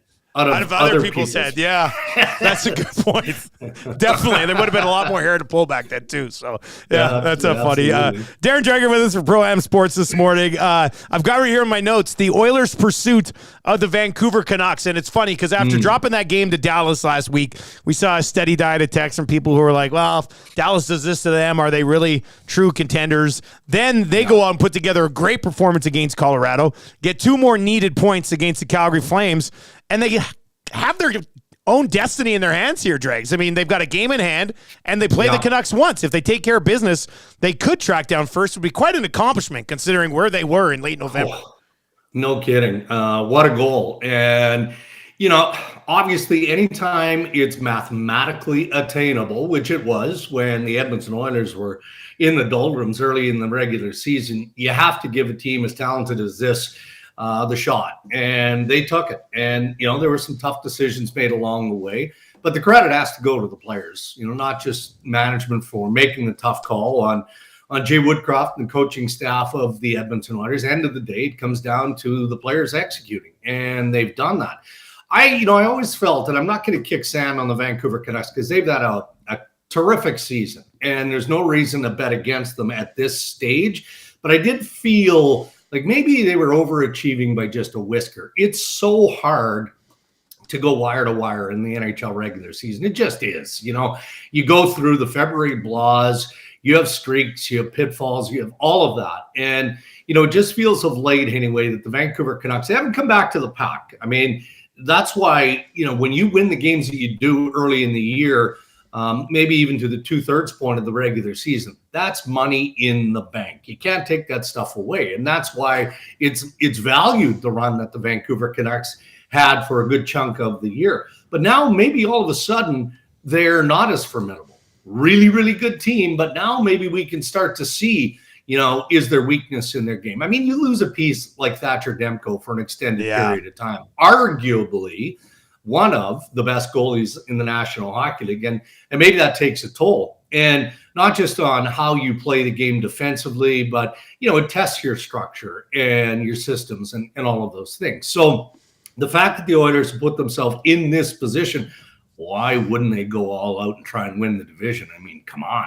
There's added value in doing that, as we know. But the fact that they're here, given how they started the season, it's an incredible accomplishment. What's really funny is we were looking at it today. If they track down the Canucks for top spot in the division, as of this morning, the Golden Knights are still in a wild card spot, and it's just you could win the division and still get Vegas in the first round. I mean, Nashville and Los Angeles are still there as well. This really, I mean, I don't know how many preferred opponents there really are in the West. You're going to have to beat 3 really good teams to come out of the West. That's the bottom line. There's no cupcake matchup anyway. No, pick your poison. And what we know is that at the conclusion of the first round, and for me, I'm drawn more to the West, we're going to be bellowing about the playoff matrix and how the league has got to do something about it because, so many cup contending teams are going to get dispatched in round 1. That's just the way it's been. And that's the way it seemingly will always be, because then when we challenge the commissioner's office on why they don't consider either expanding the playoff picture or changing the matrix, you automatically get the pushback. No, it's good. It's fine. This is the way our managers want it. This is the way our owners want it. Every year it seems like the West is as good as there is, and often better than the East. I'm not sure that's the case entirely this year, but the stories are more compelling. And, you look at a team like the Dallas Stars, who maybe hasn't gone under the radar this year. That would be ridiculous to suggest. But, I don't know that they've also gotten enough credit for being as good as they've been. I still think Colorado is right there at the top of the food chain. And let's watch how much better the Vegas Golden Knights are going to get. Tomas Hertl is ready to make his Vegas Golden Knights debut. might be too much to expect that, he's going to be a difference maker as soon as he steps onto the ice, but you kind of envision that. How motivated do we think this guy's going to be to go from where he was to where he is now, and he's healthy, and who knows how much more healthy the Vegas Golden Knights can get. So when you look top to bottom in the West, man, it's a fun conference to watch, and can't wait for the start of the playoffs, because again, there's going to be a lot of hand wringing when teams get through that first round, and some really good teams are kicked to the curb. TSN's Darren Dreger with us on the Nielson Show this morning. Dustin Nielson, Lieutenant Eric, Edmonton Sports Talk. From the west to the east, Dusty's not having it, Darren, but that last race for the final wild card spot, it almost seems like a race to the edge of a cliff for all these teams, the Islanders, the Capitals, Penguins, Red Wings. Who gets it, and does it ultimately matter in the end? It matters if the Pittsburgh Penguins nail down that playoff spot. And it just matters from a bigger picture. And, the lore of some of the greats that we've seen historically, and Sidney Crosby most definitely has earned his place in the history books. But what he's done in marching the Pittsburgh Penguins to this position is built on legend. It is. And he's not going to win the Hart. But if you're putting your ballot down and you've got 5 names on there, doesn't he have to be in the conversation of one of those 5 spots? I mean, we know McDavid is right there, or Nikita Kucherov, and you've got Nathan McKinnon, you've got Austin Matthews. I mean, go down the list here. I mean, it's going to be a complicated ballot and a fun one to put together. But if the Pittsburgh Penguins make the playoffs, and you look back at everything that Sidney Crosby has invested since just after the trade deadline to this point, now they need some help here. Pretty obvious they need some help. What's going to happen with the Washington Capitals with the games remaining? The Detroit Red Wings with a tough one yesterday. I mean, go down the list. But if Pittsburgh gets in, for me, that's going to be one of the top stories of the year, regardless of what they do in round 1 of the playoffs. It just will be. And it'll come at the expense of the Philadelphia Flyers, maybe the New York Islanders. Let's see how things play out. But the way the Penguins are going right now, man, with their goaltending, with Crosby, with everything, Malkin comes up hot the other day. It's aside from the mathematics here and what they need, it's hard to bet against the Penguins and everything they've got in terms of momentum at this stage. Dregs, the Oilers and the Flames, hockey night in Canada, Saturday night. Obviously, the Oilers ended up getting the job done, but into the spotlight there with Corey Perry losing it on Evander Kane. And, a lot of people, will quickly say, don't read anything into it. I just think we can't gloss over it because 3 weeks ago we saw Draisaitl kind of aggravated with Kane as well. So, I don't know. How much do we read into this? And, somebody pointed out, he goes, Corey Perry, a veteran guy, obviously frustrated, has won basically everything you can win.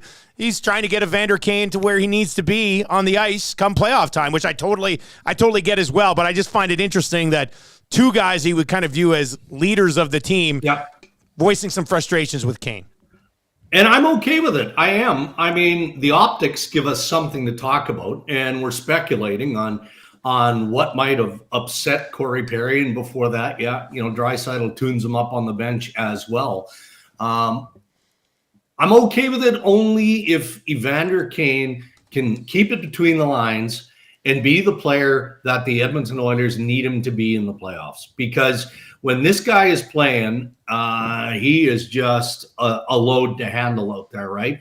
When he steps onto that ice, and he's committed to being a difference maker. And that comes in many different forms, doesn't it? It can be that getting under your skin, drawing penalties, going into scrums and creating a fracas, but also doing it and staying between those lines so you're not taking foolish penalties.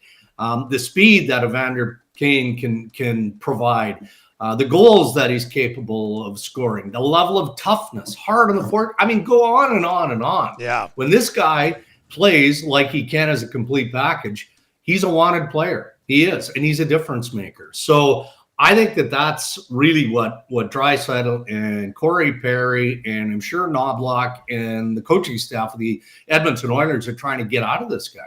They're just trying to fine-tune him because the mistakes that he's making or others are making or the inconsistency in how he's playing, we don't know what Perry was upset about. At least I don't. I don't know. I don't remember him talking specifically about what he was upset about, or Draisaitl for that matter. But chances are it's about a play that wasn't made, or why weren't you here when you know you're supposed to be there? That sort of thing, right? So it's probably more about the consistency or lack thereof in Evander's Kane that's frustrating these guys to this point of the season. Dregs, big plans for this eclipse today? Going outside to stare at it or what? Yeah, no, I don't really have plans for it. Other than I've got to take Tiny, the Great Dane, to the vet, just a routine thing. Oh, okay. And the veterinarian that we see on a monthly basis, that's comes with the territory. We got a big dog like this. They did warn. They said, look, just keep her out of the eclipse. We don't want your dog staring up at the sun and everything that's going on and damaging her eyesight. So, yeah, other than it's overcast right now as I look outside here, the home studio, it's cloudy. So maybe we're going to get cheated, but no plans to enjoy, observe, do anything eclipse related. Zero. All right, well, have a good trip to the vet, Dregs. Yeah. Okay. All right. I appreciate it. We'll talk guys. to you next Take week, care. man. There you go. It's Darren Dreger with TSN, Rain Dregs podcast as well, and all of your podcasting platforms. You can go check that out. I know many of you probably already have, but if you haven't, definitely worth checking out. Yeah, do not look at the sun today. Do not look up at the sun They're today. also I going mean, to study. you should probably never look at the sun. Well, they're going to study zoo animals in the path of it, because when it's like, the animals are used to, the sun's up. This is like, they don't have watches like us. They don't know the time. No. So the way the animals tell time, right, is by, you'd think, just naturally the sun. So if it's going to be pitch black in the middle of the afternoon, what's it going to, if you're an animal, your whole life has been like, I eat, I go to the bathroom, it's sunny, then I go to bed.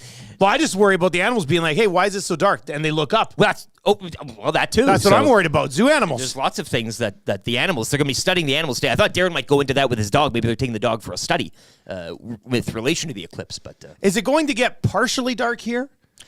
Is that what we're like? Are we expecting? We're right on the edge. You're gonna it's gonna sliver the sun a bit. So there's really not gonna be any dark. But you can still, if you look up with well, the don't look up. No, but with the proper glasses, you can still see a bit of the. You'll still see a bit of a. Supposedly. All right. Well, let us know your plans today. Rishaug's got something cooking for this puppy. This is happening right when we're. Oh yeah, he's building a simulator so he can view it.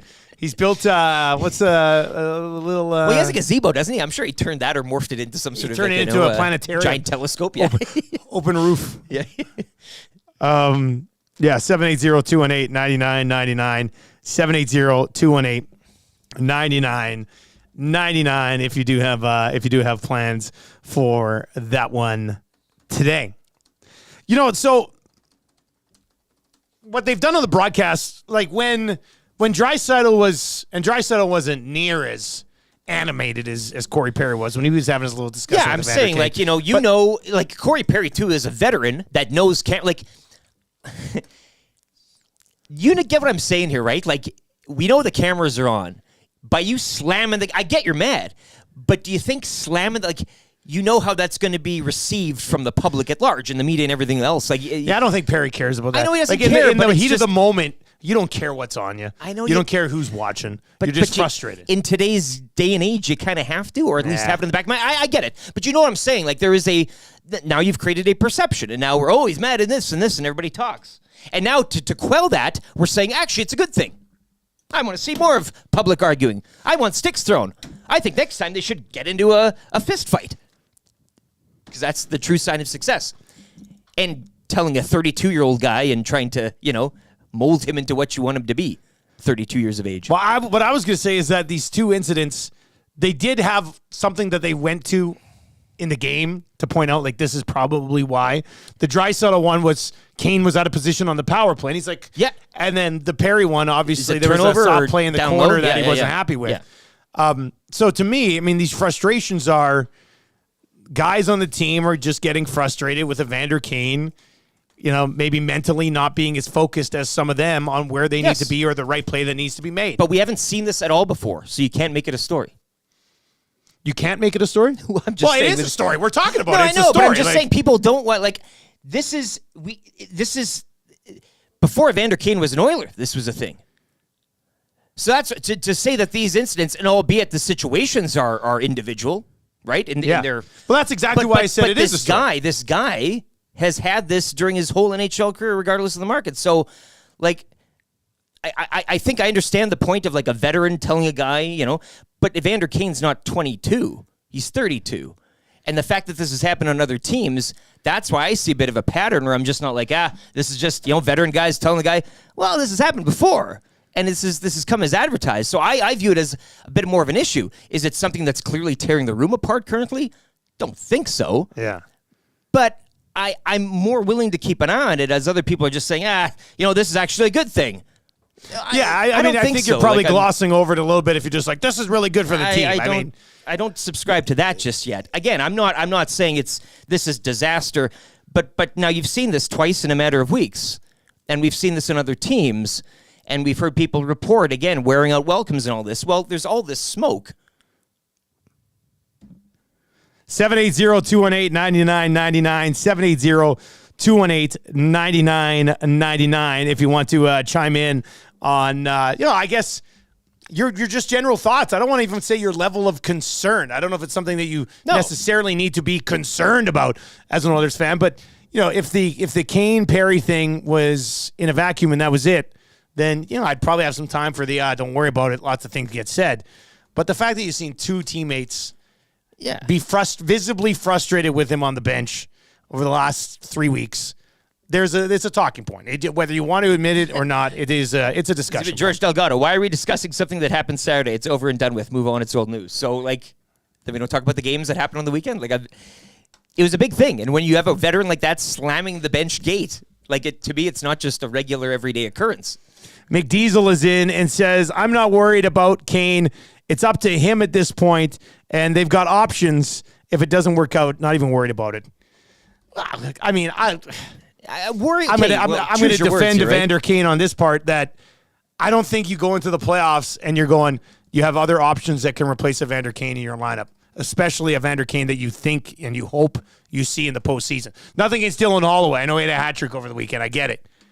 But you need playoff Evander Kane to show up more so than, if Kane's not going, they don't have other options. Like, what, are you going to play Matthias Janmark more? Leave those guys where they are. They're slotted where they're supposed to be on the fourth line, and they've been very effective in that role. So I don't think there's a lot of other options in the lineup when you look at Evander Kane, I think. 780-218-9999, 780-218-9999 if you want to chime in on that one. Strummy. Austin Matthews is the only one that can stare directly into the eclipse after being in McDavid's shadow his entire career. Oh, Strummy. The lowest of blows. Also, text that in. Could be text of the day for A&W. Let's keep that Paris Jewelers inbox getting pounded here at 780-218-9999. The Stare Farmer's in and says, I'm so glad the Oilers have veterans now that'll call each other out for bad plays.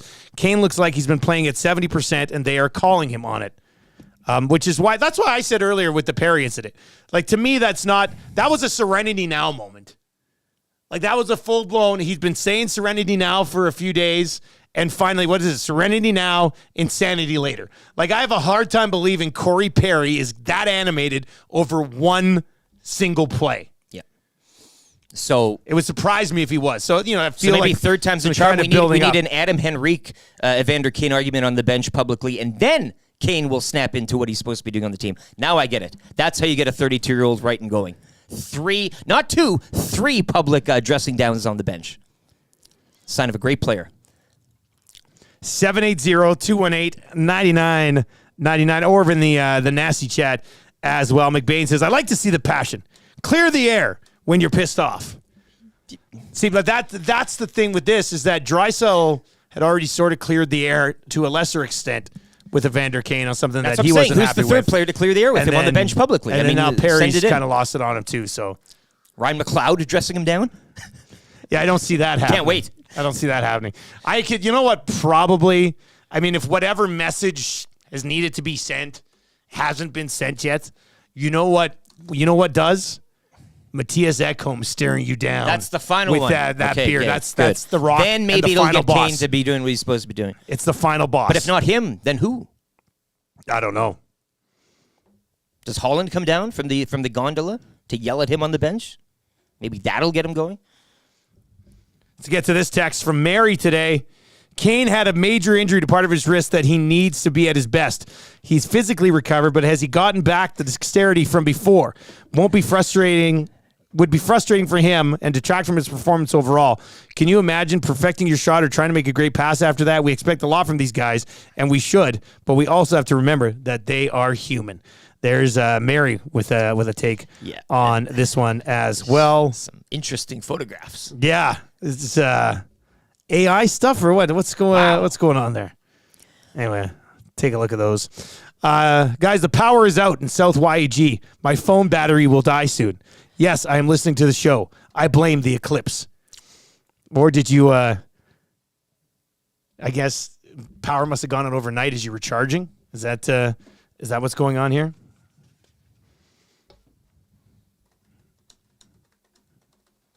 Guys, I noticed a moment between Kane and Draisaitl when they were together in the penalty box. Draisaitl was speaking to Kane, and he kind of rubbed Kane's knee just before he exited the box. It looked like Dry was trying to give Kane some words of encouragement. That one's in from Phil, so that's nice as well. That's so nice. We'll see how this factors in. Look, they have a chance to track down top spot in the division. They've been playing extremely well for quite some time. I don't know if there's too much to be concerned about, but we will get into it with Ryan Rishaug. Guys, I feel like with the Kane and Perry situation, I'd be more concerned if these things didn't happen. I feel like a guy wears out his welcome when the guys just give up on the guy. I think things get in the way they do because Kane is the type of guy who doesn't back down. All right, that comes from Chris in Fort Mac. 780-218-9999. First text ever. A veteran team keeps clowns like Kane accountable. Winning culture. First text ever. One line. That's it. There you go. I like that. One line. One line. That's it. What say you? Keep those rolling in. Let's get to your Cool Bet hotline of the day. The Lock Shop, by the way. If you're not rolling with the Lock Shop, you're just missing out. Last week we delivered plus 900 parlay, plus 575 parlay, plus 525 parlay. Hit another plus 525 parlay on Saturday. Huss went 5-0 on his Lock Shop plays of the day last week. And Pat Gregoire from Coolbet, one of our guys, actually picked Batia, who ended up winning the Valero Texas Open. So, I mean, it was the best week in Lock Shop history last week. And we're going to try to keep that rolling. Just 2 games in the National Hockey League tonight. We also have that March Madness final. UConn is a 6.5-point favorite in the national final against a fellow number 1 seed. That's how good UConn has been. Boilermakers getting to the final, though. Hey, pretty good for them, I'd say. I know it's a number 1 seed, but they have a history of. I mean, they're choking here. along This is the great, way. So I think good for them. Let's take a look back at the National Hockey League. UConn, nobody's kept it within double digits against UConn, right? Is that not the spread here is 6.5? I feel like you probably get on UConn minus the 6.5. But in the National Hockey League tonight, Penguins and the Maple Leafs and the Golden Knights and the Canucks. Sidney Crosby in Toronto, trying to keep the Pittsburgh Penguins alive. Crosby over 1.5 points tonight, plus 205. Oh, that's juicy. What's Sidney Crosby to score tonight? Plus 159. We got to ride with Sid on this thing, don't we? Any Hertl props in there? I don't know if they got Hertl props up for this Vegas game tonight yet. Let's just see in hilarious fashion. Nothing on Hertl. Sidney Crosby goal tonight. Keep the Penguins in the mix. Keep them going. In Toronto, all eyes will be on them, obviously. What do we like more? Sidney Crosby goal at plus 159 or Sidney Crosby points over 1.5 at plus 205? I'm feeling a Sidney Crosby goal tonight. Let's go Sidney Crosby goal, plus 159. Crosby goal, plus 159. That'll be your Cool Bet hotline of the day. You can find that at coolbet.com. Click on NHL, then click on the Penguins and Maple Leafs game. Sidney Crosby to score tonight. Guy's been absolutely red hot. This is another one in the Penguins rolling into Toronto. Go get it. Sidney Crosby to score, plus 159 tonight. If you've not yet signed up for an account at Coolbet, use the code LOCKSHOP when you do, all one word, and you get a 100% deposit bonus on your initial deposit up to 200 smackaroos. Who wants that Connor Brown song again? I love that Connor Brown song. Should we hit that Connor song? We might go to that again here coming up just after 7:30 this morning. On the way next, that's good. Plus, I says pardon for the Italian Center Shop. Ryan Rishaug in the third hour of the show today as well. His thoughts on the Edmonton Oilers within striking distance of the Vancouver Canucks. Why would you not want to finish first? I know some people will be like, the whole, they don't necessarily need it. This is why you play the whole regular season. You want home ice. Don't give me the start on the road thing. You want home ice. This is why you do it. So to track down first spot, I think would be something of significance. What do you have to play the Golden Knights? Doesn't matter. You're the first place team in the division. They have to play you. That's how I'd look at that one. All right, let's get to a sports update with LTE for Park Mazda.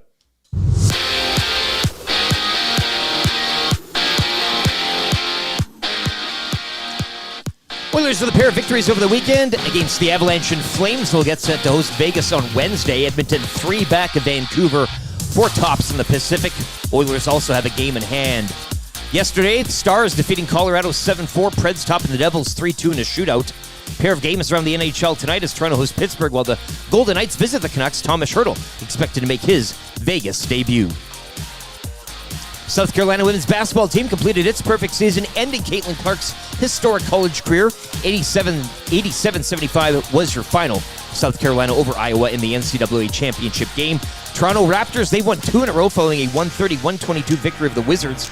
Raptors will host Indiana tomorrow. No games in the NBA tonight, as the men's March Madness final will take center stage as number 1 UConn go up against number 1 Purdue. Back over to hockey, Canada will take on the USA tonight for Group A supremacy at the Women's World Hockey Championships. Canada opening the tournament with a 4-1 win over Finland prior to shutouts against Switzerland and Czechia over the weekend. Puck drop tonight, 5 o'clock on TSN. Canmore Eagles shutting out Whitecourt Wolverines yesterday 2-0. That'll force a Game 7 tomorrow night back in Whitecourt. The winner will advance to face Calgary in the AJHL Finals. After taking the opener Friday afternoon, the Jays dropping back-to-back decisions on the road to the Yankees. The Jays will play their home opener against the Mariners later tonight to kick off a 3-game set. Sports Update brought to you by the great staff at Park Mazda and dealer principal Mitch Lewicki, where he starts the day off every day by yelling at his staff. If you're like me, you like to picture yourself in luxury, even though there's absolutely no way you could afford it. And if you can, well, even better. Thankfully, I picture myself in something that is luxury, but still absolutely affordable, like the all-new Mazda CX-90 from Park Mazda. With the new luxury features like facial recognition settings and quilted detail Napa leather seating, I can pretend to be comfortable with all of my proper settings activated without even touching a button. Thanks to Mitch Lewicki and the great staff at Park Mazda. I like to picture Mitch Lewicki in a tuxedo t-shirt because it says, like, he wants to be formal, but he's also here to party too. Park Mazda, your dealer for life in Sherwood Park off Y Road, parkmazda.ca.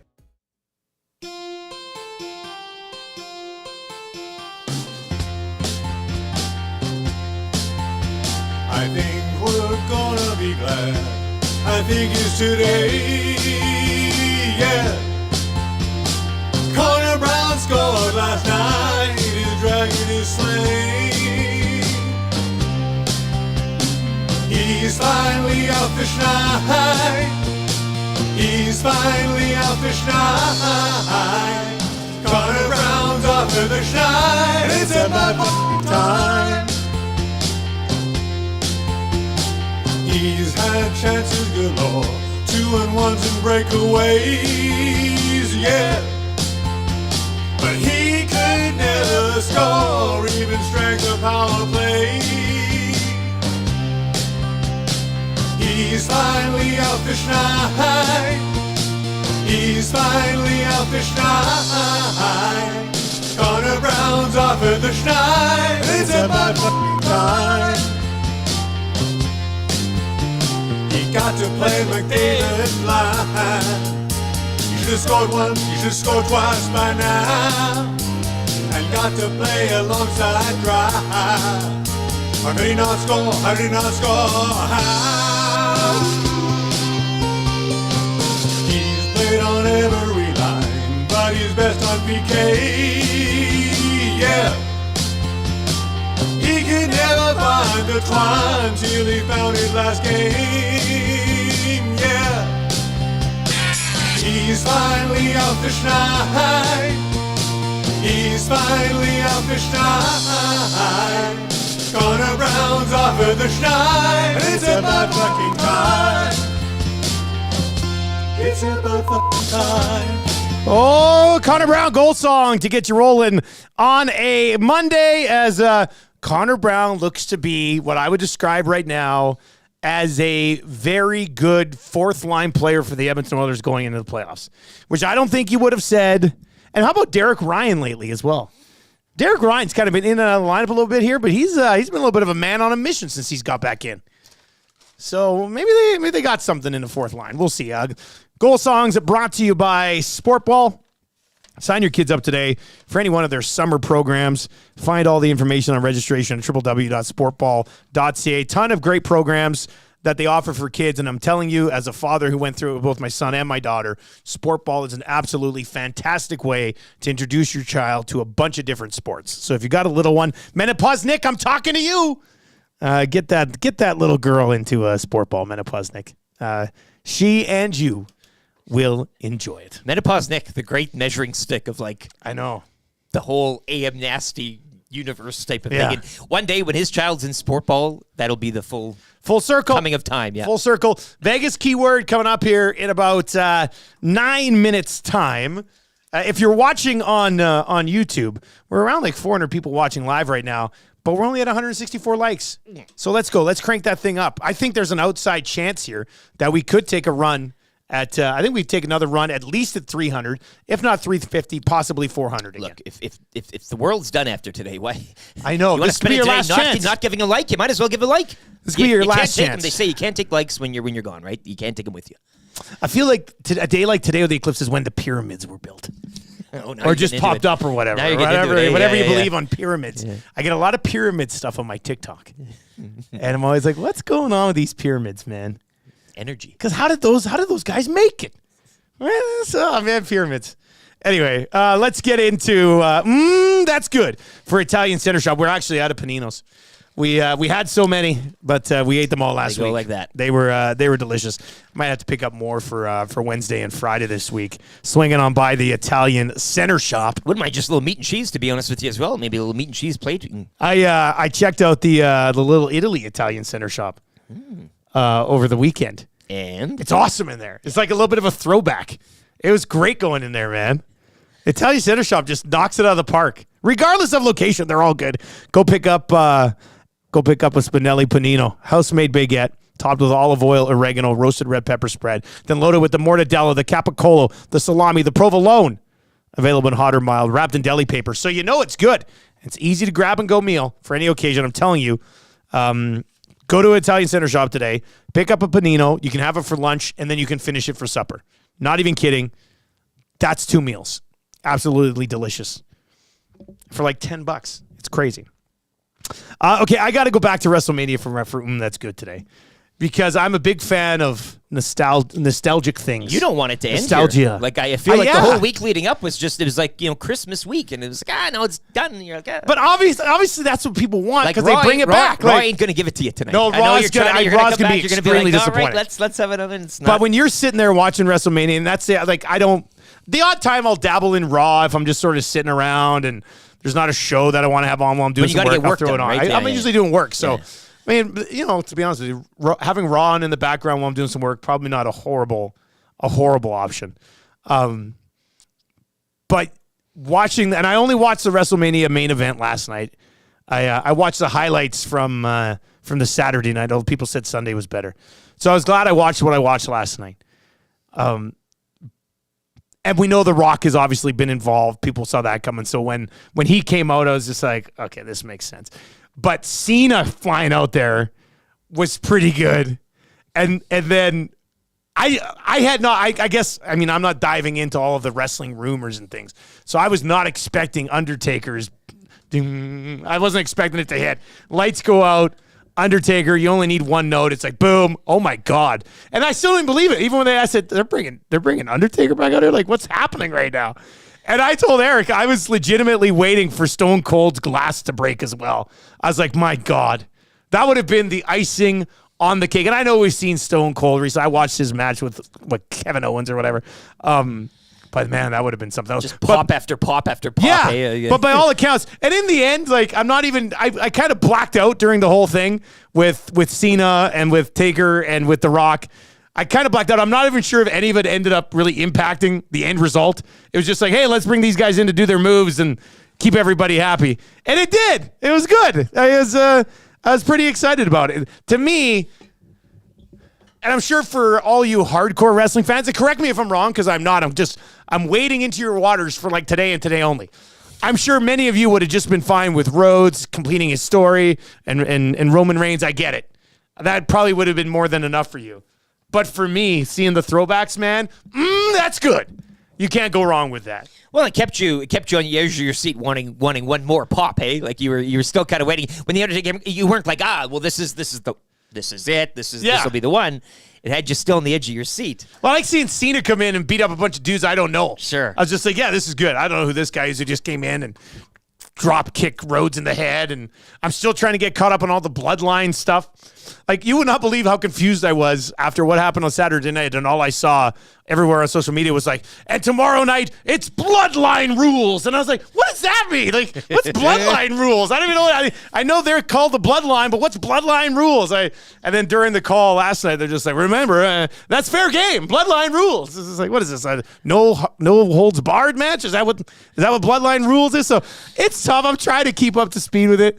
But anytime they could bring back Stone Cold when he's 85 years old, and I'd be like, yes, there he is. As long as he can talk, that's half of his. Bring him back as a manager or something like that. I mean, I'd be fully. The guy can work a mic. Oh, yeah, something along those lines. But it was good. It was fun to see, and I'm very much looking forward to next year's WrestleMania. Unless you know what I guess somebody tell me when this is going to happen. Because I was partially expecting The Rock to turn on Roman Reigns last night. Okay. Like, I thought that, isn't that going to happen here at some point?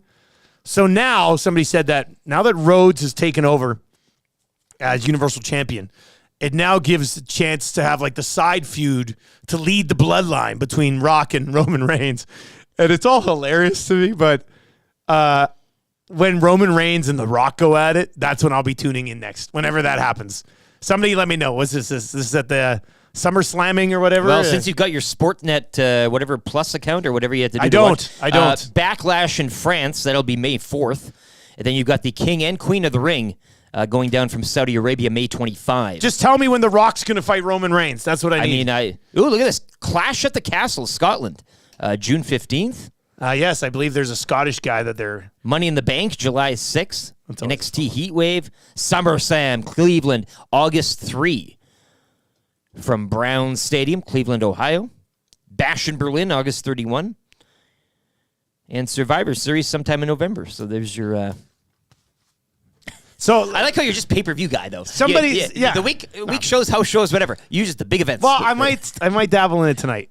There's like 2 hockey games tonight. Well, you're still the off national game will be over. The basketball game will be over. Running off the fumes of WrestleMania. Yeah, hopefully something cool happens tonight.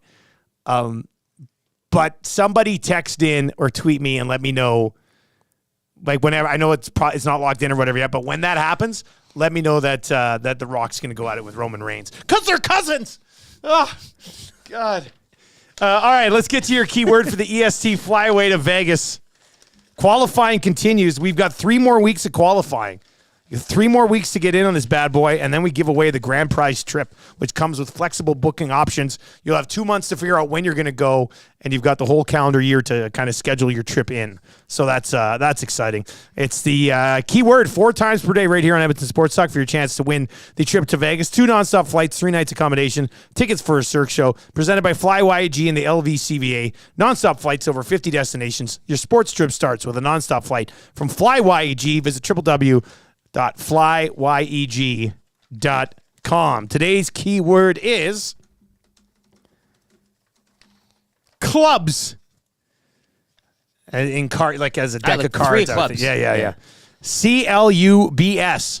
Also, I view it as when you go to Vegas, you want to hit the clubs. Yeah.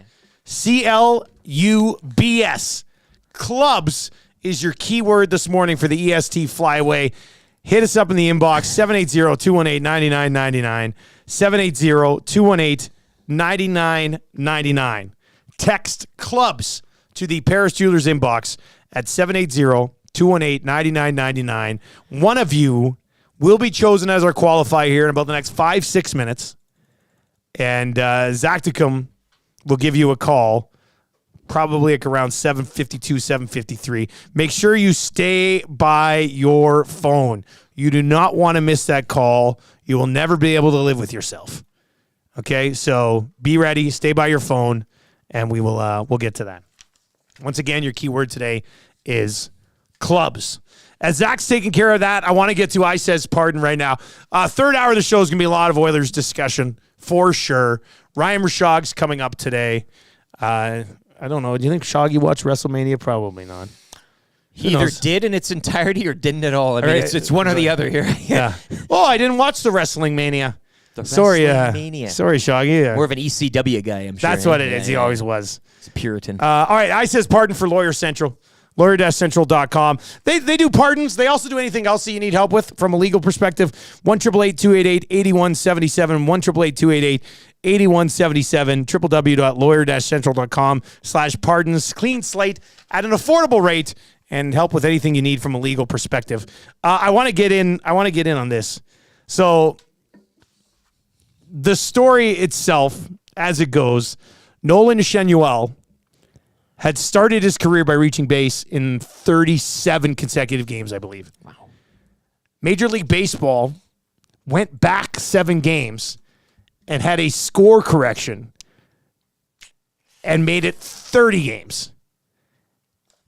And over the weekend, the Angels broadcasters basically lost it on Major League Baseball. I Says Pardon. Negative story after negative story, scandal after scandal, a fiasco in Oakland. You have these ridiculous-looking jerseys. You have the MLBPA challenging the league about the pitch clock today because of constant pitcher injuries, and yet, not to mention your global superstar is embroiled in a betting scandal. But on top of all of that, you have a young player trying to make a name for himself who has come up and reached base safely in every single game that he has played, and the league allows this scoring change to go on to end his streak, kill this story, a positive story that's happening in Major League Baseball. It is an absurdity. Yeah, I mean, when you think about all the positivity from all over the social media world, how it impressed everybody to start your career. He was this in college last year. He was still playing college baseball at this point. And then to have that taken away on a base hit. It was a base hit. It was a clear hit. It wasn't even really a borderline call. It was a clear base hit. You know, like I said in the pregame show, the NBA doesn't take an assist away from LeBron James that he's got a triple-double and he's trying to add on that record. It just doesn't happen. Yeah, but they also won't send him to the line near as much as he needs to be sent to the line. And NBA officiating does not help LeBron for years. Anyway, let's get back to this. I love the fact that these guys just went right after Major League Baseball. Yeah. Like, usually you'll see broadcasters not go after leagues. You don't want to go after your partners. Who's watching an Angels game, though, right? That's a very good point. If there's one broadcast team that can say whatever they want at any time, it's probably the Angels. But they make a really good point with everything that's going wrong. Like baseball was petty enough that they had to go back 7 games. Well, to change this on what these guys claim was a legitimate base hit. We know baseball is all about keeping track, stats, rules, the whole bit. Right? Yeah, but when are you allowed to go back 7 days and change a ruling on something? Like, why can you? So the big thing here was people going back to the perfect game that Hernandez blew with that call. Yeah. And being like, well, look, if you can go back and change this guy, take away a hit from this guy, why can't you go back and correct that? So I don't know. I just don't think Major League Baseball needs to. Can't get out of its way. Yeah, like stop ruining yourself. Like, what are you doing? These guys are right. It was a feel-good story. It's not going to change anybody's lives by being like, oh, no. Actually, we need to go back and look at this play 7 days ago. It set a dangerous precedence. It makes no sense. Exactly. For all future hit streakers. Think about this. I don't know. It just doesn't make a lot of sense, but I love the fact. Like, look at all the negatives they point out about baseball right now. Negative story after negative story, scandal after scandal, a fiasco in Oakland. You have these ridiculous-looking jerseys. You have the MLBPA challenging the league about the pitch clock today because of constant pitcher injuries, and yet, not to mention your global superstar is embroiled in a betting scandal. But on top of all of on top of all of that, your global superstar is involved in a betting scandal that nobody seems to be talking about right now. You got these jerseys that have pissed everybody off because the quality just has not been good. Pirates. You've got pitchers being hurt all over the place. The Pirates are MLBPA now running pushing back against a pitch clock. Yeah, well. It's the Major League Baseball doesn't need to do anything else to add to the negativity that's already being focused early in the season here. Like, their season's just getting going. I wouldn't be talking about the hit streak, but now I am. Well, now you're looking at it going like, yeah, okay, Like, yeah. I don't know. It's, Nobody's doing this. Look, arguments on the bench are a good thing. Yeah. This is good. This is all good. It's Anyway, got us talking. the Angels broadcaster is going after Major League Baseball. I says, pardon? I got to That's track kinda down that highly Mets one, entertaining. too, from Friday. Because it was, they must have had 23 people in attendance. Yeah. I want to say home game 5 of their season. No hits, no runs, no nothing. Let's get back to the inbox, 780-218-9999. You can also hit us up over in the nasty chat this morning as well. Senor Boots, coming back from the United States of America, says, guys, I'm heading to the border with a car full of beer. Might need those lawyers. Right? Lawyer Central. You never get him on the blower, yeah. You never Get a little know. advice. Why would you bring beer back from the United States when the 6 o'clocker lager's Canadian? Yeah, that's weird down to there me. yet, or what? That's weird to me. Yeah. 780-218-9999. Let's get to this text. Paris Jewelers inbox earning its paycheck today. Guys, listening on replay, so I don't know if it's been talked about later yet, but this is funny. Listening on the replay, so I don't know if it's been talked about later yet, but 2 things about the Perry Kane interaction. I love this guy. Why are we still talking about I love this guy being like, it's a no story. I wonder if you guys have talked about this yet. Yeah, we talked about it. I like how players are being kept in check. Accountability is huge. Who else on the team would talk to Kane like that? It's exactly what was needed. Perry had an interview earlier in the week where he said, quote, you check your ego at the door. I wonder if that was also a clue into what he was already thinking about players in the room. Love it. It's good stuff. I love it. My tone actually has changed since we started the show. I'm full in. Now you're in. I'm all for. Now you're loving it. Public, visible dressing downs on the bench.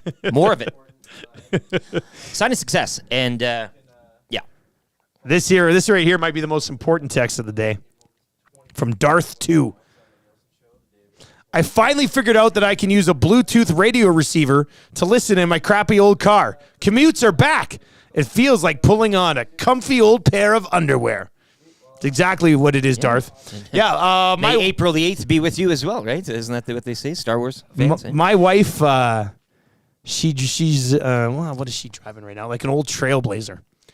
And so she's got one of those little receivers plugged in, and then she can stream off her phone right into that. So they're easy. It's not that difficult. Your phone becomes one of those CD player decks that you could take off in the right. That's kind of what it is now with your radio. Hey, Darth 2, welcome back to the commute, my man. Tell your friends how easy it is to listen to Edmonton Sports Talk every single day. Strummy says Draisaitl talked to him like that. Well, let's be honest. Yeah, well, that's that look. But the Draisaitl incident. That was way different than the Perry incident. Very different. Like, Draisaitl was sitting there. Perry was full-blown exploding at the end of the But even bench. that's just a vet just exacting some emotion, Dusty. I love it. 780-218-9999. Do we have a qualifier, Zacticum, for the EST flyaway to Vegas? Yes, we do. We got Gord here. Gord. All right, let's go to Gord. Gord, congratulations, buddy. You are one step closer to winning the EST flyaway down to Sin City. Awesome. Super excited. Gord, have you been to Vegas before? I have not. Oh, Gord has never been to Vegas. What would be the most exciting thing about going to Vegas for you? Do you like shows? Do you like to party? Do you like to gamble? Would you like to walk the strip? What do you think? I'd have to try to at least hit everything a little bit. You wouldn't have time to do everything. Yeah. But yeah, dabble in it all. Dabble in it all a little bit. I think there might be a way to do that for three nights down there. So, who would you bring with you, Gord? My son wants me to take him, but he's only 10, so I don't think that's going to happen. But he was the one that pointed out that, hey, there's the word on the screen, and made sure I texted it Well, today. So you know maybe what? I do all of them. I don't know. Yeah, 10-year-olds can have fun down Vegas too. I mean, But I have less there's a fun. roller coaster, so Big there's one. that. Yeah, there's a big Ferris wheel Very thing. high, yeah. So Very you could tall. definitely do that as well. And who knows? Maybe go to a hockey game or a baseball game or something, or a football game or something. So, I guess. all right, Gord. Well, you're one step closer, man. Okay, thanks. All right, good luck. That guy's got to take his kid. I mean, his I like kid that, pointing to though. the screen I was like, "There's the word, Dad. Got to take your kid." I like that. My old math teacher from high school. She's grown up. She's a family of her own. She took her 2 children down to Vegas. Really? Looked like they had a great time. You're But still again, in it's- touch with your old math Well, school that's from high- Facebook, baby. Yeah, okay. I was like, that's Sometimes weird. you go back home, you see her in the bar or whatever, and that's a real trip. Like, But yeah, the kid Vegas, like you have 2 kids, you're a father, Well, like things, the world is different, right, through your eyes. But we were just down there, Vegas, when you go down with the boys, when you go down with, even with your wife or your significant other, but going down with a minor, a child, like. They go to the M&M store. There's stuff to do. that Like, type of there's, thing. there's kinda- stuff. Like, there's some stuff. But we've to never do. seen Vegas through the eyes of a child. Well, I kind of did It's a because different my world. parents took me to Vegas. I was 15. My sister was 13, and my other sister was 5. But that was the old And timey. we drove down to Disneyland, or we'd flown to Disneyland, bus. rented a car, drove over. No, this was a different trip. And we went over to. So my parents had never been to Vegas, so they took us to Vegas. We stayed at the Luxor, and they let me stay in the room to babysit my sisters. And they went and checked out. We were only there for one night. It was So like a quick in and out. babysitting, yeah. I do remember. I think we went to the MGM, and there was actual like lions there, and there was some sort of log ride back in the day. But that would have been in like '96. So.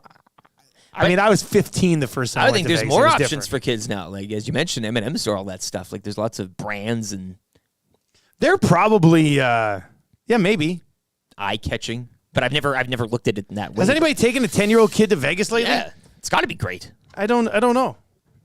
Again, you mentioned the roller coaster. I mean, You know, Vegas has the Pinball Hall of Fame. Text flies in 780-218-9999. oh, there you go. See, so there's something you can do with a kid and go to the Pinball Hall of Fame. That'd be a lot of fun. Guys, when Kane finally realized Perry was yelling at him, "Who the hell are you all of a sudden?" Then Wednesday, Oilers back in action against Vegas this Wednesday. That's gonna be a Wednesdays is heating up. huge game day. Wednesdays is definitely heating up. That's good to see. You know, a bit is starting to stick when people are referencing it on other days. That's when you sit there and go, oh, it's happening. Oh, Wednesdays is becoming a thing. BM says, yes, there was an amusement park at MGM Grand in the 90s. Yes, that's cool. the one I went to. Yeah, it wasn't a great amusement park. I think it's probably where the Lazy River is now, I would guess.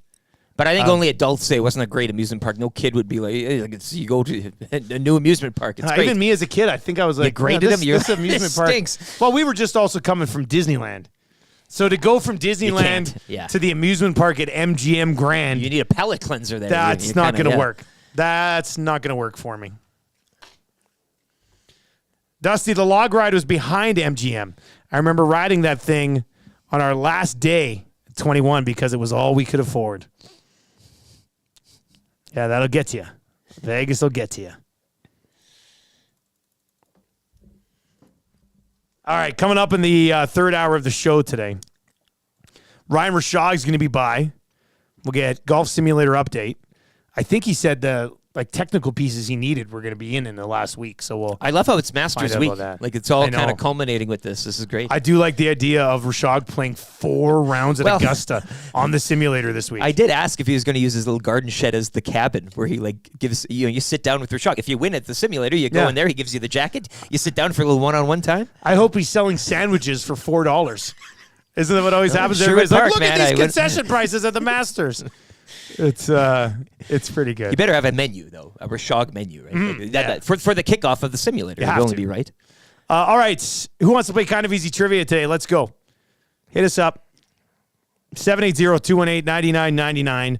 780-218-9999. We've got a gift certificate to Mr. Mike's Steakhouse Casual, the casualest place ever, that also comes with delicious food. We've got a gift certificate for it.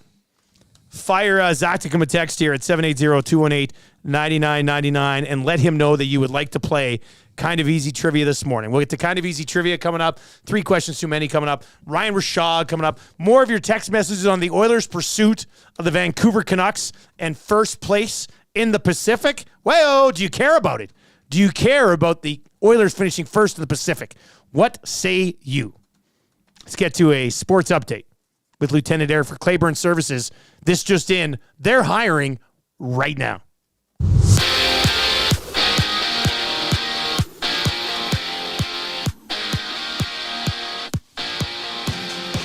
Oilers with a couple of days off. They'll get set to host Vegas on Wednesday. Edmonton picking up a pair of wins over the weekend against the Avalanche and Flames to leave them 3 points back of Vancouver, 4 tops in the Pacific, holding a game in hand. A pair of games tonight in the NHL. Toronto hosts Pittsburgh while the Golden Knights visit the Canucks. Tomas Hertl expected to make his Vegas debut. South Carolina over Iowa 87-75 to capture the NCAA championship game in Women's March Madness, ending Caitlin Clark's historic college career. The Raptors, they've won 2 straight following a 131-22 victory over the Wizards. Raps will host Indiana tomorrow. No games in the NBA tonight as the Men's March Madness final will take center stage. Number 1 UConn up against number 1 Purdue. Back over to hockey, where Canada will take on the USA tonight for Group A supremacy at the Women's World Hockey Championships. Puck drop 5 o'clock on TSN. The Canmore Eagles shutting out Whitecourt Wolverines 2-0 yesterday. That'll force a Game 7 tomorrow night back in Whitecourt. The winner will advance to take on Calgary in the AJHL Finals. Jays will play their home opener later today against the Mariners. First pitch shortly after 5 o'clock as the Jays dropped 2 of 3 against the Yankees over the weekend. Sports update for Claiborne Services. Take your career to the next level with Claiborne Services. They are hiring all positions, including journeyman bricklayers and apprentices of all levels. Take advantage of their outstanding mentorship program and work with peace of mind, knowing they are an industry leader in safety. For more, visit www.claiborneservices.com or make it easy and give Jeff a call, 780-910-6728.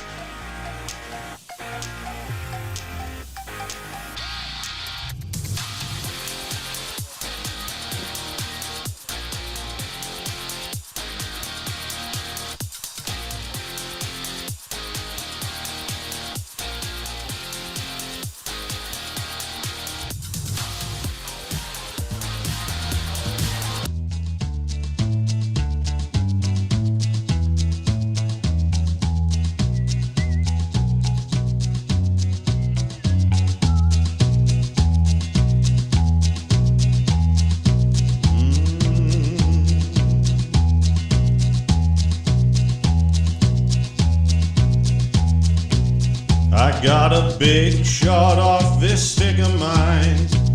I keep those lanes wide open all the time. Drysidle setting up shop, McDavid's flying. I'll hit the twine when I walk the line.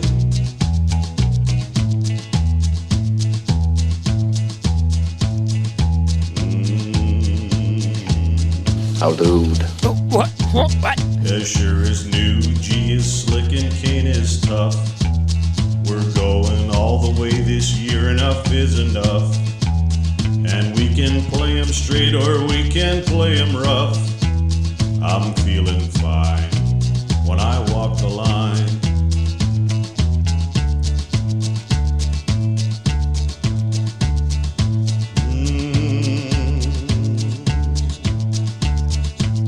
You know I shoot that puck so very, very hard. The name on the back of my jersey says Bouchard. And we're gunning for first place, not a wild card. I'll hit the twine when I walk the line.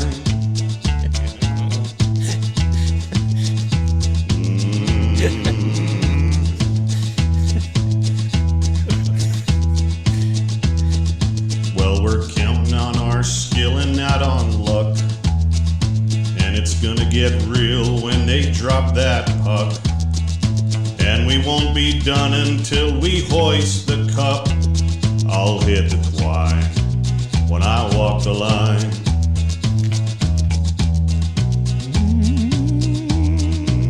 Oh, man. Dallas from Nelson with that Bouchard goal song. A banger. Bouch, the bomb, to get them past the Calgary Flames on a Saturday night after the loss to Dallas. They've bounced back nicely. And, we talked about this, I think, after the loss to St. Louis, where you said, you know what, even if they lose to Dallas, they usually pump the brakes on these things relatively quickly. Mm-hmm. Right? They've not gone into prolonged slumps, basically since Knobloch took over. So, good news for a playoff series. Yes. Great news for a playoff series. And Knobloch's record since taking over has been exempt. Again, there haven't been any of those sustained drops. Ekholm's healthy. A lot of good things to look forward to. Ekholm's a bloody monster. Well, like, Ekholm is on the verge of becoming, if not already, if the Oilers were to deliver a Stanley Cup this year, Ekholm's legend will live on for 500 years in this city. It's even if the planet ends today, like you said, with the cicadas. The cicadas coming and 90 seconds to midnight. Doomsday just around the corner. I think it was RCN in the 6 o'clock hour said, of course the Oilers are going to win the cup and the world's about to end. That's kind of funny. That's how it always is. We're coming at you from the Popeyes Louisiana Kitchen Studios here on Edmonton Sports Talk today. If you are looking for something for lunch today, may we suggest getting your grubby little hands on the brand new buffalo chicken wrap that they've rolled out over at Popeyes. Delicious. Only at Popeyes, and there are many Popeyes locations.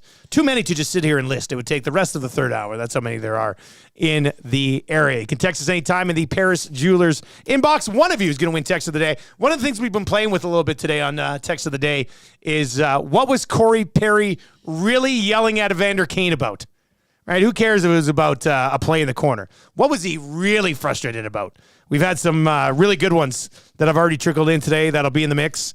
Morning, boys. I think Perry was saying to Kane, this is why you don't have a goal song yet, and then slammed the door. That's a real good one. Something along those lines. So what was the real reason Corey Perry was yelling at Evander Kane? 780-218-9999. One of you could end up winning Text of the Day for A&W. 2 Juicy Mamas for $9.99. All right, let's get into a little Kind of Easy trivia this morning for Mr. Mike's Steakhouse Casual. Zacticum, who's playing Kind of Easy trivia today? Mark will be playing today. All right, Mark is going to play today. Trying to get his hands on that gift certificate to Mr. Mike's. Casualest place ever in the Hampton Inn on the corner of 137th Ave. Mark Messier Trail. They got the 6 o'clocker lager on tap. Who doesn't have the 6 o'clocker lager? I mean, I cannot wait for spring/summer 6 o'clocker lager beer drinking season. This has become not only a smash hit for us, but a smash hit for Alley Cat. They are absolutely loving it. I just have to get a keg for the backyard one of those weekends. Whoa! Like, you're looking around, you're like, the odd summer weekend where there's nothing to do, and you're like, just sit in the backyard or something, invite a few friends over, and get a keg. Tap that, do a few stands, hey? Oh, man, I haven't done a keg stand. Keg stand at the 6 o'clocker lager. I remember the exact time, my last keg stand. It was at a 5-year college reunion. Yeah, sounds we about rented a room at Res that the boys used to live in. And we got a keg, Your and old we frat. did keg stands. I would have been 25 years old. Pi Beta Gamma. Yeah. So I haven't done a keg stand in 17 years. Physically not even sure capable. You must be thirsty. We can, come on.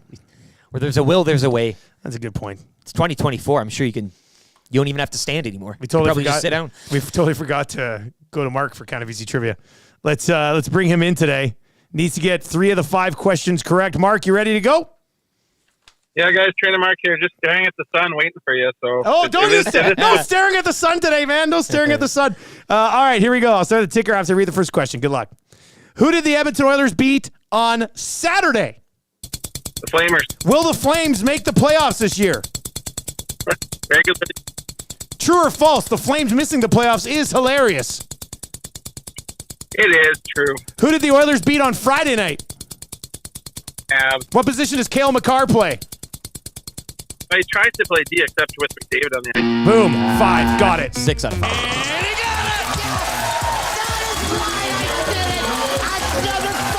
Are you kidding me? That's right. Who do you think you are? I am. Get it right. You can't have a newcomer come in and steal the show. That's a paddling. Oh, we've been strong. We're just playing by the rules. Ooh, you better believe that's a paddling. And I was in Miami with my new beach house. Well, it was a couple minutes from the beach. That's a paddling. The first year we took it to the limit.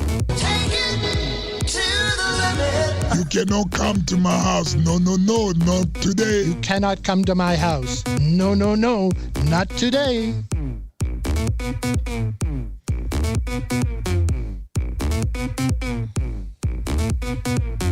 All right, Monday morning, Clumpy Loop. A little extra ticker in there as well for Mark. I don't know why the ticker just kept going. I don't know why the ticker just kept going. Dustin Nielson remix, if you will. That was kind of weird, wasn't it?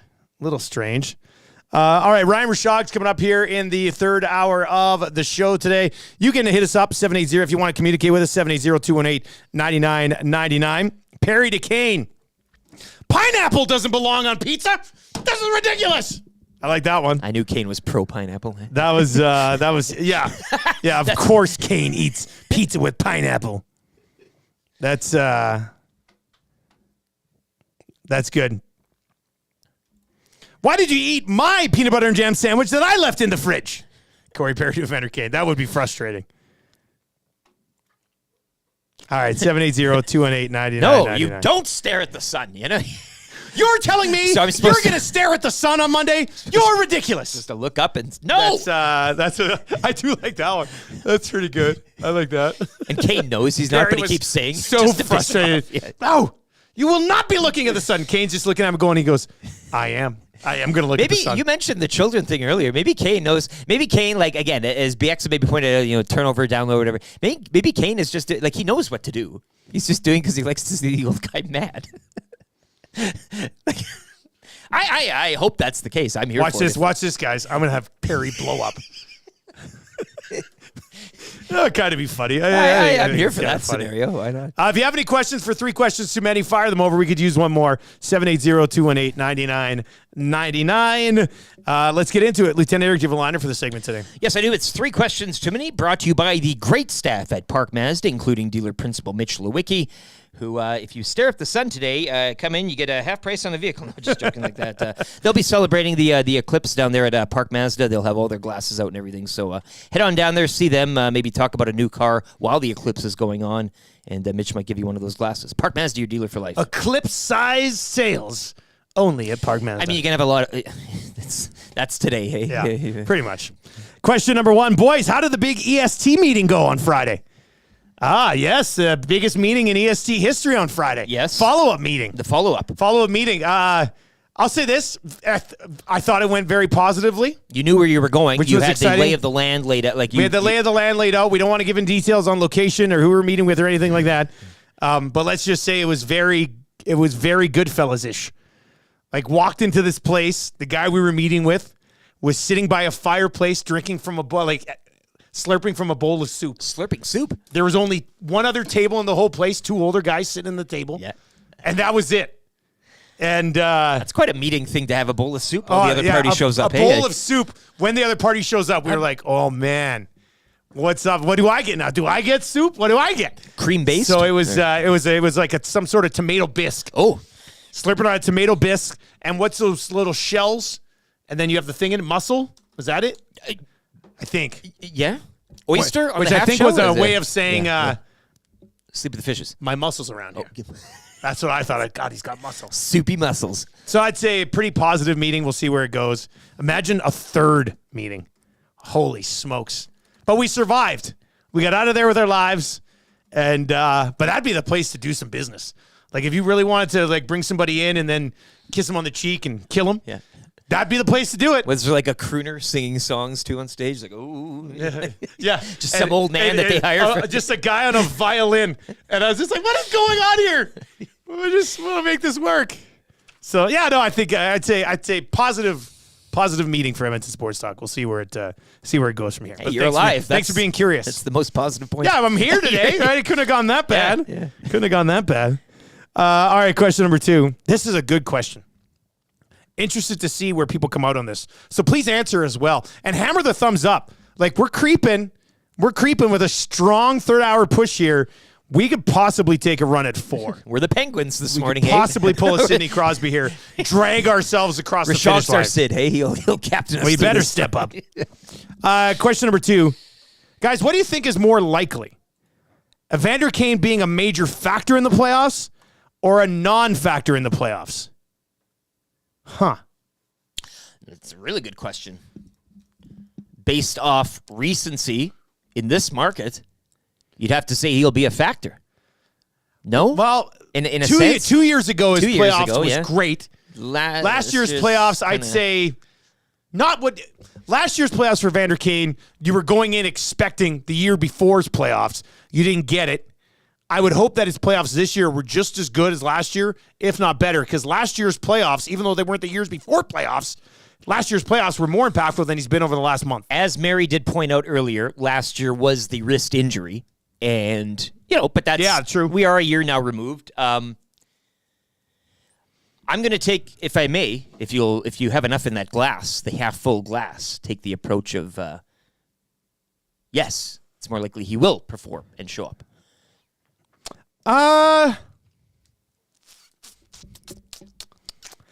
think we might be classified here as risky boys / homers a bit. Well, but I'm going to say still there's a better chance he's a major factor. Might be going too far. I would say, no. I mean, he gets paid to be a guy who would have significant contributions and big moments. We're talking for this about team, a factor in a positive fashion, correct? Yes. Yeah. I'm gonna say major. Yeah, I'll say it's definitely more likely that he would be a major factor than a non-factor. I think it probably settles in somewhere where he is a factor. And if Evander Kane, I'll give him credit here. If he becomes a major factor for the Oilers in the playoffs, they're probably going to win the Stanley Cup. Because McDavid and Draisaitl are going to bring it. Hyman's going to bring it. You're going to get some level of consistency from Ryan Nugent-Hopkins. Kane could be that huge third-line difference maker. Even if he's playing well in the third line and they get to a tough spot in a game 6 or 7, you bump him up and he gets going. So I think it's more likely to become a major factor than a non-factor for sure. Still, though, an interesting question, and I think a little bit of a thinker. He'll be a major positive factor. There you go. 780-218-9999. I'm doing it right, eh? Major positive factor, Evander Kane. Mark it down. Machine Gun Yanmark says, Friedman just said on his podcast that he believes the Oilers' top guys and vets are taking it amongst themselves to make sure Kane is on his game for the playoffs, and that Perry outburst is a part of that. All right, so there we go. That's good. Something else that you could look at as well. Stamp Hater's in and says, Kessel and Malkin yelled at each other for an entire playoffs while winning a cup. It's not a big deal. So you've got that going for you as well. This guy's wondering, Dusty, were you frisked before the meeting? Would that not have been something? We get to the place before we're allowed to go in and sit down, we get frisked. All they would have found would have been an old Kit Kat bar in my pocket. What's this? Oh, it's my special Kit Kat I keep. Celebratory moments. Question number 3. Do you guys have any traditions for the Masters and Masters Week? Do you have any traditions? None. No, I am not a I'm not a golf aficionado. I will be joining though Murray McCourt and Matt Iwanek in the hangout for 20 minutes this morning. So just 20 minutes. Mark your calendar. Why just 20 minutes? Sean Bell's coming in as well. Oh yeah, Bellsy's usually got hockey and then he'll be. But no, I mean I like the Masters as well. I guess what was the question? Any traditions for the week? I like to kind of make sure that the weekend, or at least a good part of Sunday, is free to lay on my couch. Hopefully, I'm hungover to the gills to kind of make sure that I don't have anything to do or get up and do or feel guilty that I'm not doing.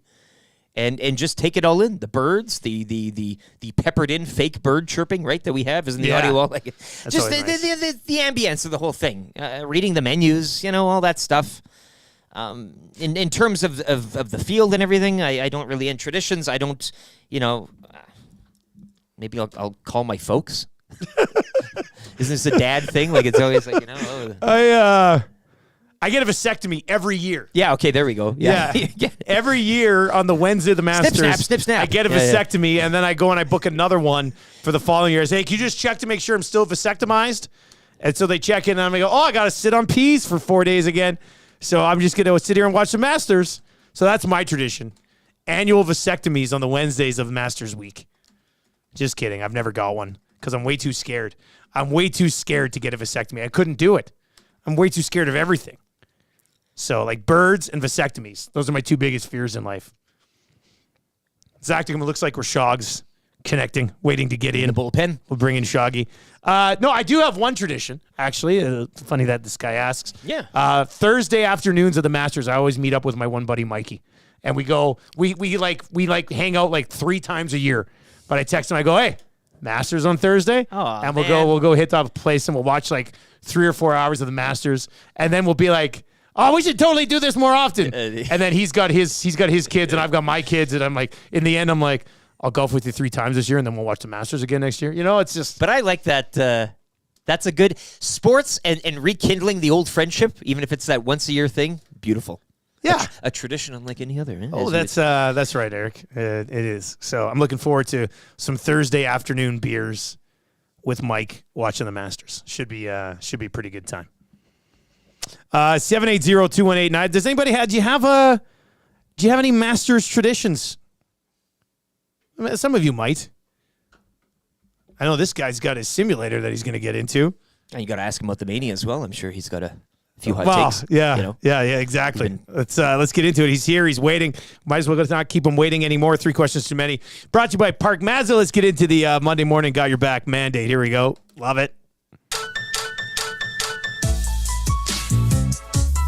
Timberlake rocks. Is that a mandate of yours? God, what are we talking about here? Good question. Can some of it be about sports? Yeah. All he needs to do is just get in front of people and state his case. If they had the mandate from the people, blah, blah, blah, I don't know where that information came from, but I would question it. Time for the morning mandate with Ryan Rishaug. This is what sports broadcasting is all about. You know what? That may be a good point, Ryan. You broke the story, Ryan. Rishaug is one giant 6'2" pile of Sherman. It is your Monday morning Got Your Back mandate. Check him out, gwebpod.com/YEG. Find the Got Your Back podcast on all of the different podcasting platforms with Shoggy and Struddy and Rob Brown. If you've only been listening this morning, I suggest you hop onto the YouTube. Yeah.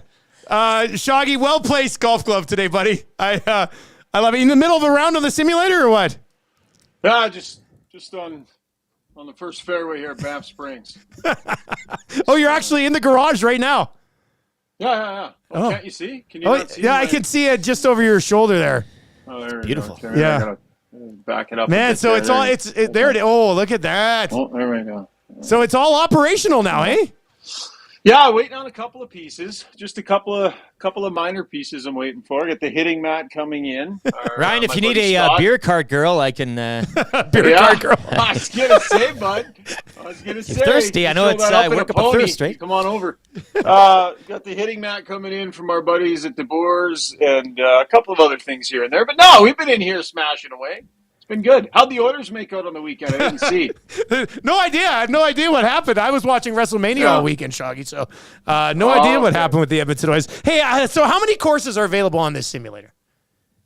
Wow, it depends on what you download. I think I've got 25 or 30 at this point. But I thought it was going to be like hundreds and hundreds and hundreds. No, it can be, but it's based on the subscription that you buy. So I didn't want to go for the hundreds of courses right now because we're about to start golf season. But maybe when the winter rolls around, my goal is to play 3 different courses a day every day in the off season. So we'll I'm gonna have to spend some money to get that done. It's going to be really weird when you're still rolling out and shooting 92. You know, it's going to be tough. Yeah, I know.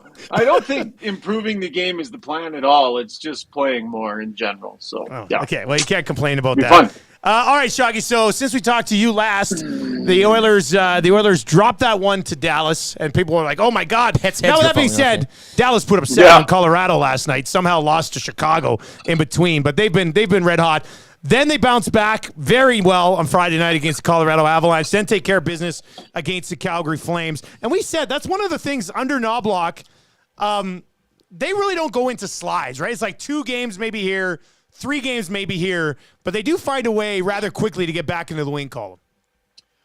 Yeah, well, it's a sign of a good team. It's a sign of a mature team, a team that's in control of its game and in control of, on nights where you don't have your best, you still find a way to win games. And when you lose a game, you understand what you got to bring to the rink the next night to not fall into a slide, right? This team has been in one of the most horrendous slides we've seen, and they know what it feels like to be there, and they want no part of that. So like they know how to bounce back, and they're real good, man. They're good at bouncing back. They're a good team, that can find enough game to win even when they don't have their best stuff. So on the second night of back-to-backs, they managed to get it done. Where are you at on this bottom six right now, heading into the playoffs? Because they've started to contribute a little bit lately, and I think that's huge for this team. Yeah, for sure. I mean, Derek Ryan was interesting after the game the other night, right? Because he wants to point to all the little contributions, and those are hugely meaningful. So I agree with him in a lot of ways. I mean, it's about winning the key face-off, or, maybe you get caught in a mismatch and you have a real good shift against the other team's second line. Those can be momentum-shifting things. Throwing a hit, killing a penalty. Like, there's all kinds of little things that add up big time in the playoffs, and I think they're playing right now in a way where they're going to be able to get those things from those guys. I think that, Ryan's game's in really good shape right now. And I think Matthias Janmark is playing well right now. So I like the way it shapes up. But I will say, I've covered a lot of Stanley Cup finals over the year, guys, and I always seem to recall fourth lines that chip in. Fourth lines that find goals. 2-3 goals throughout the course of a 6 or 7 game series. The odd one here or there. So I do think it matters that they're able to contribute offensively, but all those other little details I think are really important, and I think they're pretty well positioned to get that type of contribution from their bottom six. Ryan Rishaug with us on the show this morning. Check out the Got Your Back podcast as well. Shaggy, I think you guys dropped an episode last night. You obviously talked about this. How much do you read into Corey Perry losing it on the bench with Evander Kane? Yeah, well, I don't read into it any more than Corey Perry's a super competitive guy and gets real grumpy when things aren't going the right way and isn't afraid to hold teammates accountable. And, I don't think it's that huge a deal. Like, we all saw it. It was pretty animated. He's slamming bench doors and stuff. I don't think that it was just about Corey Perry or Evander Kane making a bit of an errant pass, and turning the puck over. I think that was probably, part of the spark there. But if you look at the way it was going for that line, they've shown some good flashes, right? They've shown some decent flashes, but both guys took bad penalties. And Evander Kane's penalty was ridiculously dumb, right? Just selfish and silly. Corey Perry's wasn't much better. And I'm pretty sure that Chris Knobloch rolled over them through at least one set of lines. So I think he sat that line for a rotation. And then they got back out on the power play, and then that happened. So I think there was a bit of a buildup of some frustration of some things that had happened that game. And yeah, not ideal to have that happen on the bench and in front of the cameras, and especially with Evander Kane, because there's always lots of talk. We saw him and Leon Draisaitl a few times, pretty animated on the bench too. So that adds to it. But we also saw, as they were cutting to break a couple of games ago, the two of them sitting in the penalty box, Leon Draisaitl patting Evander Kane on the knee, like they're teammates. And this is a long grind of a season, and things get frustrating. And so you work some of that out, and you're in front of cameras all the time. So I'm not going to say that there's any big issue that needs to be solved. It was a frustrated moment. Perry's a competitor. I'm sure they're squared away. How much do they need? Because somebody texted in earlier today. We were talking about this, and I said these moments themselves probably aren't big issues. I said it's a talking point because we've seen it happen with Kane a couple of times over the last 3 weeks. So, he comes from a place of a reputation that a guy who's worn out is welcome. But at the same time, somebody pointed out today and said, these are veteran guys who know that they need to have Kane going come playoff time for the team to have success. So how important do you think Kane is come playoff time for this team? Because 2 playoffs ago, he was sensational. Last year, after the injury, he's still trying to get up to speed, so maybe I'll give him a little bit of a pass there. But how critical is the success of this team, or is he to the success of this team come playoff time? Hugely. Yeah. Massive. And I've been saying on the pod for months now that for the Oilers to get where they want to go, Evander Kane needs to be in their top 6. He needs to be playing at the top of his game, scoring goals, banging bodies, and playing in a way where they have no choice but to put him in the top 6. Him, floundering and not producing, and it leaves a hole that I don't think this team can get to where they want to go with his game at that level. His game needs to be at a high level. So he's playing on a third line right now. They haven't been able to figure out a fit for him in the top 6. But I think Evander Kane is a massive piece of this puzzle. He's tailor-made for playoff hockey. I didn't even mean to do that. Yeah. So anyway, he's important. He's important. Yeah, man. Like I'm telling you, I don't think an average Evander, this team can get to where they want to go with Evander Kane being below average. I don't. I just think he's too critical, you guys, and they need that type of attitude. They need that type of skill, power, goal scoring ability. I think he needs to be in the top 6. They're trying to find a fit. Ryan, one veteran that doesn't need other teammates yelling at him is Matthias Ekholm. He's been playing lights. I just want to give you some time to gush about him because the game against Colorado, the hit on Rantanen, goal and assist. I think he's got 5 goals in the last 10. Like I know he was acquired last year at the deadline, and maybe you're coming in, you're feeling your way around the organization, but you got a full year of him. I know a lot of things earlier on in the season could be attributed to his health as well and him getting healthy again. So just take time for yourself here. Gush about Ekholm and what heights could we still see come playoff time and him leading that blue line? Yeah, well, he's our best defenseman right now for sure. And, the best trade that Ken Holland has made, I think we probably would all agree with that. Up there with the Zach Hyman signing in terms of huge events that propelled this team forward in its Stanley Cup window. You have to take action that creates, puts winners into your lineup in key points, and he's done that with Matthias Ekholm. Lots of game left. We wondered about how he would hold up here over the next couple of seasons, but tons of game left. Brings the physicality when he needs to. That hit was a couple of hits that were unreal, and one of the other team's best players. The other thing about him, though, guys, and when I say he's the best defenseman, not only is he taking care of his game and is he putting up points and doing all those things, but Matthias Ekholm allows Evan Bouchard to also focus his game in a certain way as well. And Evan Bouchard, I think it's fair to say that Matthias Ekholm helps lift Evan Bouchard's game to where we've seen Bouchard. And that's not taking any credit away from Bouchard because he's the one that's making the plays and he's the one that's getting the points and he's the one that's taking care of business offensively. But he can't do that in the same way if he doesn't have Ekholm buckling it down the way he does. So this guy not only has been phenomenal himself, he's made his partner better, and that's massive for this organization. Just a huge swing adding this player to this organization. As of right now, the Edmonton Oilers do hold their destiny in their own hands here for first place in the division. They're 3 points back, but they have a game in hand and the head-to-head against Vancouver, which makes it possible. They're going to very likely have home ice one way or the other in the first round of the playoffs. How important do you think it is to track down the Canucks for first?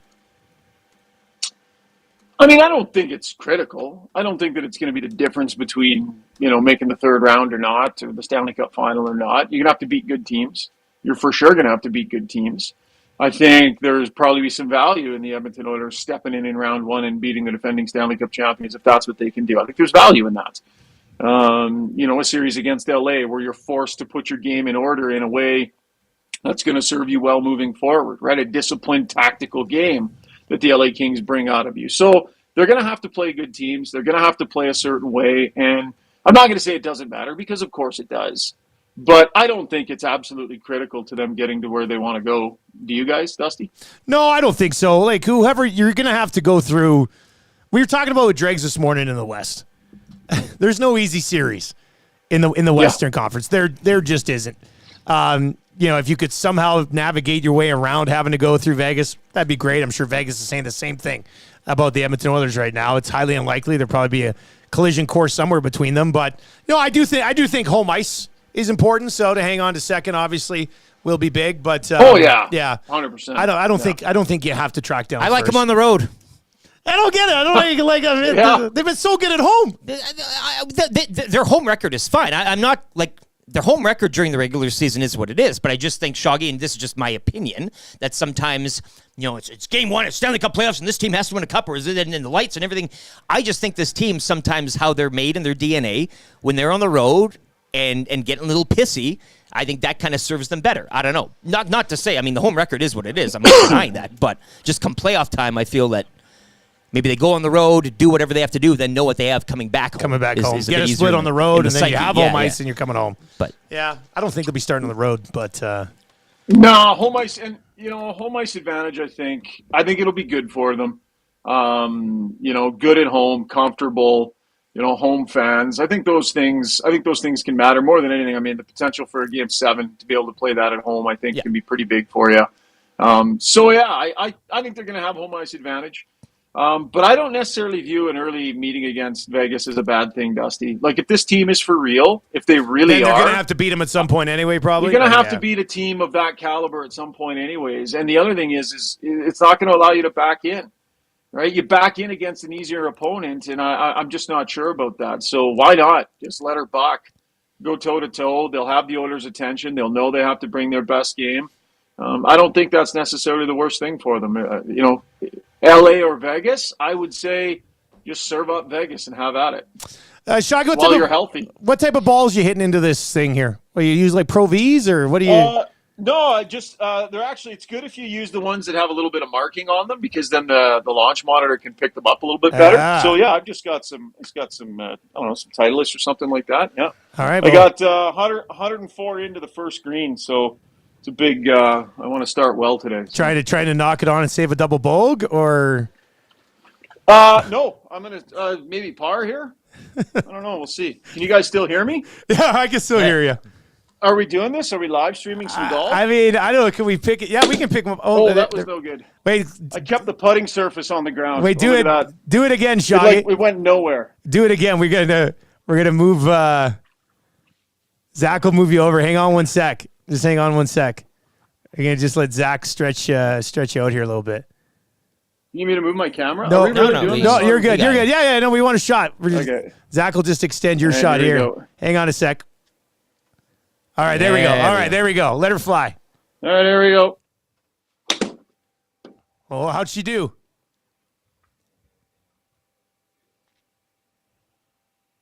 That's about 4 feet, boys. Oh, boy. Yeah, but that's your second one. Didn't the first one? Didn't you screw up the first one? How'd you get another shot? I forgot to move the putting mat, so I hit off the putting mat. It was ugly. Okay, fine. We'll let that slide. All right, buddy. Well, you have a good day. Yeah, come on over anytime. Yeah, all right. See you later, man. I'm not even sure Rishaug works for TSN anymore. Oh, it's got. I don't know how he has the time to hit these things, man. Like this is first thing in the morning, back there on the links. My goodness. Podcaster golf simulator. Yeah, pretty much. Speaking of golf, Murray McCourton, this guy's going to get very busy right away. Yes. Ranch opens tomorrow. And Matty Wannick's in shorts for the first time since we launched EST. You wore shorts in November? Well, yeah, never mind. Yeah. I was thinking 6 o'clock or lager. It's pretty hot. My bad. Anyway, Matty's in shorts, so spring is officially upon us. First of 2024, April 8th, mark it down, Surveyor Brett. What's that? Well, the first. Oh, of the year. It's here. Everybody's here. I also want to throw this out there, just because we were talking about golf. We've got something pretty exciting cooking, and it's going to be coming up, and we're going to need somebody to design a label for us.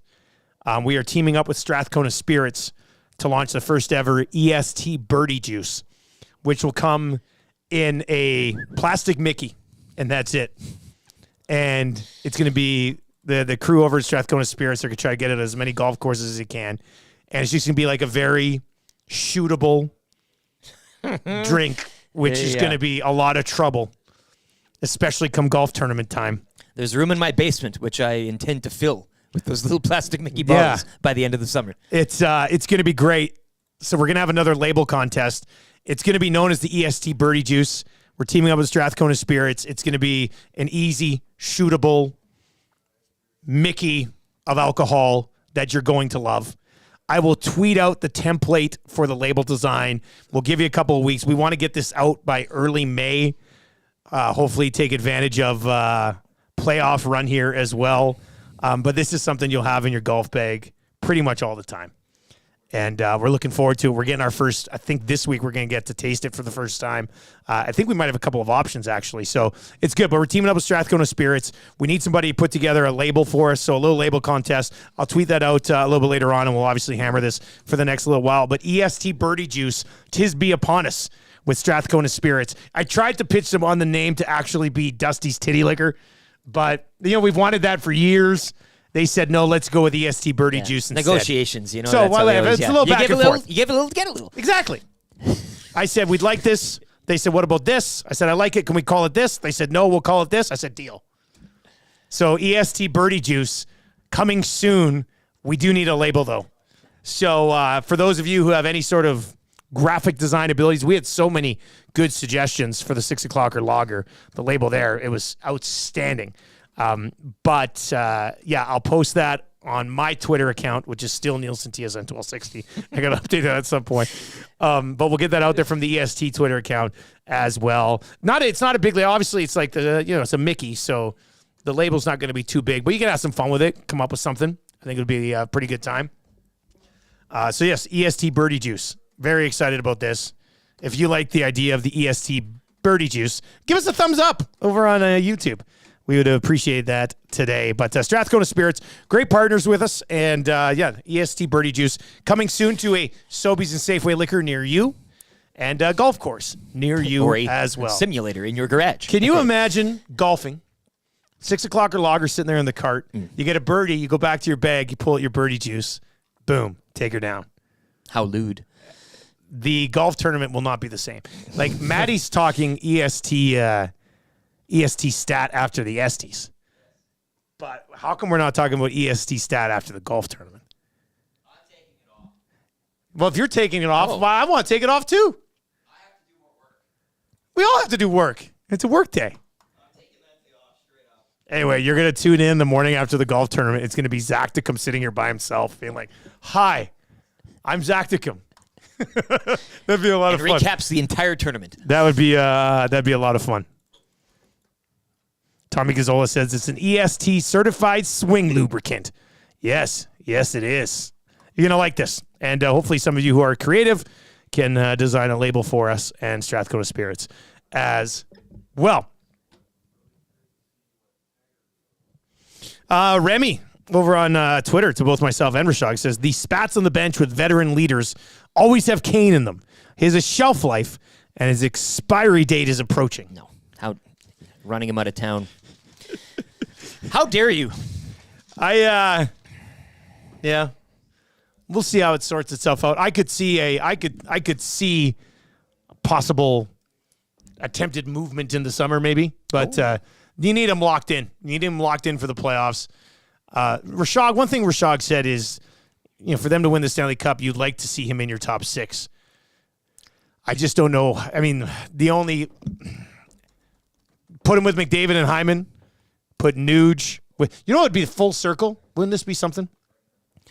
Nuge, Draisaitl, Hyman on your second line.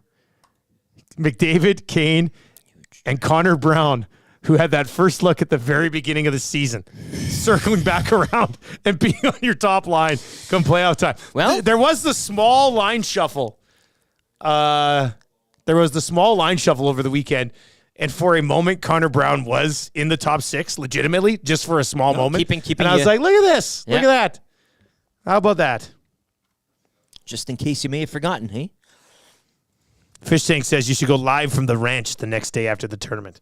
Well, no, we'll be live at the ranch the morning of the tournament. That'd be a pretty wild time if we're also going there the next day. Because we're starting, like it's an early. That would be pretty good. Anyway, EST Birdie Juice, we're pretty excited about it. We're looking forward to it. And, we need your involvement in coming up with a label. Get creative.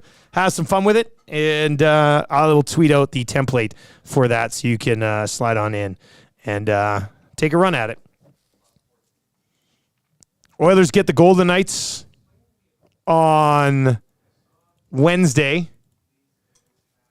It's a big one, no doubt about it. Will we read way too much into it no matter what happens? Probably.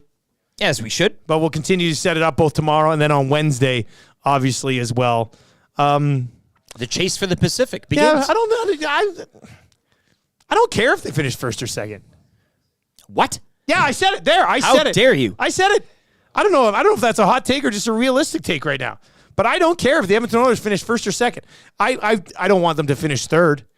I still think you'd rather be on that. I mean, what's the cushion right now on third? It's the Kings right now. We're not talking about them starting on the third's a non-factor. 6 points. I don't care holding a game in hand on the Kings. Done. I don't care if they finish first or second though. If they track down the Canucks and get a regular season banner, cool. That's great. But I honestly don't think it changes the way I would view them and their chances to win the Stanley Cup. Not one way or the other. It shouldn't. So, especially from where they started. The fact that they've gotten so close, hang a banner for that. Well, this is why you start to talk about it as they formally lock up second, which can't be far away now. I mean, are you resting guys down the stretch? I don't know. Maybe if they legitimately have something that they've been dealing with, then yes, sure, of course you are. McDavid 6 points back in Nikita Kucherov this morning. Yeah, how many games in hand does he have on Kucherov? Ooh, how many games does Tampa have left? Let's look that up. Because Kucherov is not slowing down, man. Yeah, McDavid's been straight fire for a long time now. But Kucherov, I saw, is putting together one of the best offensive seasons by a winger in the history of the National Hockey League. Lightning have 5 left. Okay, so little bit of Oilers with 6. Yeah, a little bit of extra space here. One extra game for McDavid. I don't know. I don't know if Kucherov allows it. I mean, he's been that good lately. So McKinnon at 133 as well, smack dab in the middle of the 2. But once again, it doesn't matter. Like there's no way what matters? Actually, like all these things matter, but there's a ranking of matter, and the top is the cup, I guess. I'm going to throw this out there before I get a bunch of text messages from lock shoppers and buddies. It does matter because we got McDavid to win the Hart Ross. Sure, so 30-1. So it matters financially to many of us. But in the overall bigger scheme of things, Art Ross doesn't matter. First place in the Pacific doesn't matter. As long as they're healthy, which they have been for pretty much the entire year. As long as they're healthy heading into the playoffs, that's really all that matters, I think. McDiesel's in it says, smashing birdie juice before going to Riverhawks games. Yeah. I mean, if you want, you can. It's not strictly for a golf course. Consume the birdie juice however you want. Yes. Surveyor Brett says 472 watching live and not even 400 total likes. What the hell, people? It's a good point, Surveyor Brett. We got 13 minutes to try to take a run at the big 4-0 back-to-back days. It's never happened. We're at 304. Wow. It seems unlikely because we're only at 304, but I see 465 people watching. I'm like, why not mix in a little thumbs up for the boys? We really like it. The stretch drive is here. If not, Awanik is going to talk soccer all day on the Hangout today. So... And cross his legs and uncross them repeatedly with those shorts on, I might add. 500 likes. Yeah, that'd be good. Guys, Rishaug building a golf simulator in his garage. That's something. To me, it's like Lieutenant Eric getting a hold of a Popeye's flounder sandwich recipe and churning those delicious bad boys out in his own kitchen. I wish. Right? Shog, yeah. You and I wish, Abutski. Wouldn't that be something, eh? Guys, is the tournament confirmed? And are you guys taking team entries yet? Well, Jay in the Park, Matty Awanik is overseeing the tournament. And it's going through a process of levels right now. We are currently allowing our sponsors to see if they want to get in for some spots, some sponsorships, which will get you, a foursome in the event. Then after that, we're going to open it up to Nasty Club members. We might need to open this thing like the Waste Management Open, to be honest. And then, and have like a throng of just and then observers. And if it gets through the Nasty Club members with any more tournament openings, it will be opened up to the public then. So it pays to be a Nasty Club member right now for sure. With that being said, it might not get completely filled up by Nasty Club members and sponsors. Hopefully there'll be some teams for other folks as well. But it is the first annual inaugural tournament. First annual inaugural. If you can't get in this, get going on next year's. Get the effort going. The best thing about this is that we get to bring back the jean jackets that we had at the 1260 golf tournament because, they killed the 1260 golf tournament, then they killed the station. So the jean jacket thing is definitely our bit. I'll purchase another pair of painter's overalls and...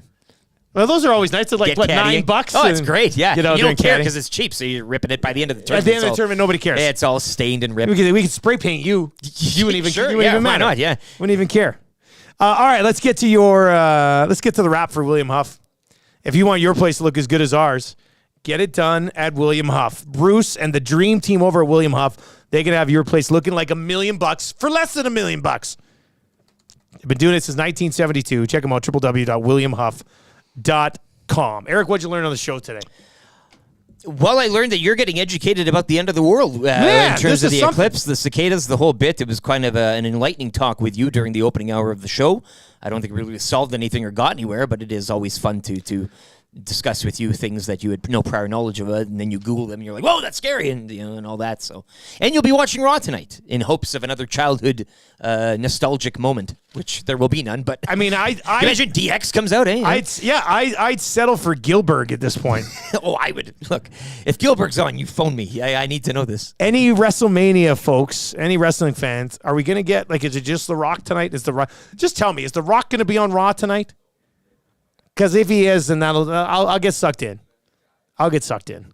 And I also learned that the Kane Perry argument was actually a good thing for the team. I've been educated throughout the show. If you remember at the beginning of the show, I thought it was a bad thing. You were totally on the other side. It was my ugly of it, because it looked like an ugly incident. However, I've been educated that it wasn't, and it's a good thing.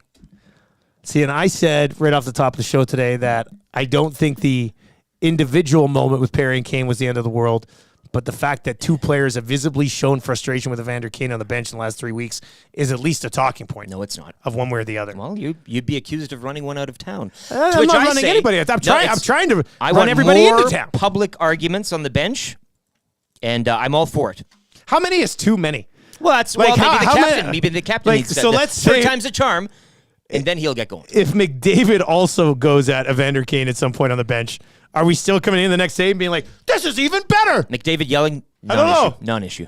I don't know if that's the case or not.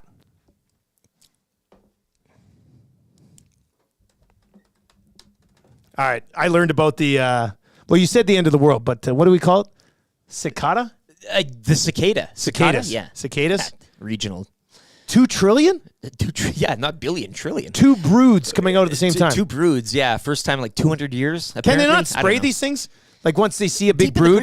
No. But once they come out and start flying around, can't you just do like a big Independence Day plane thing and spray them all? Jurassic Park Dominion had that giant cicada. Do you remember those? The giant ones that were... Is that a cicada? Yeah. But why would you create a giant one of those things? Well, they wanted to create them to eat the crops, and then they control the food. It was a big.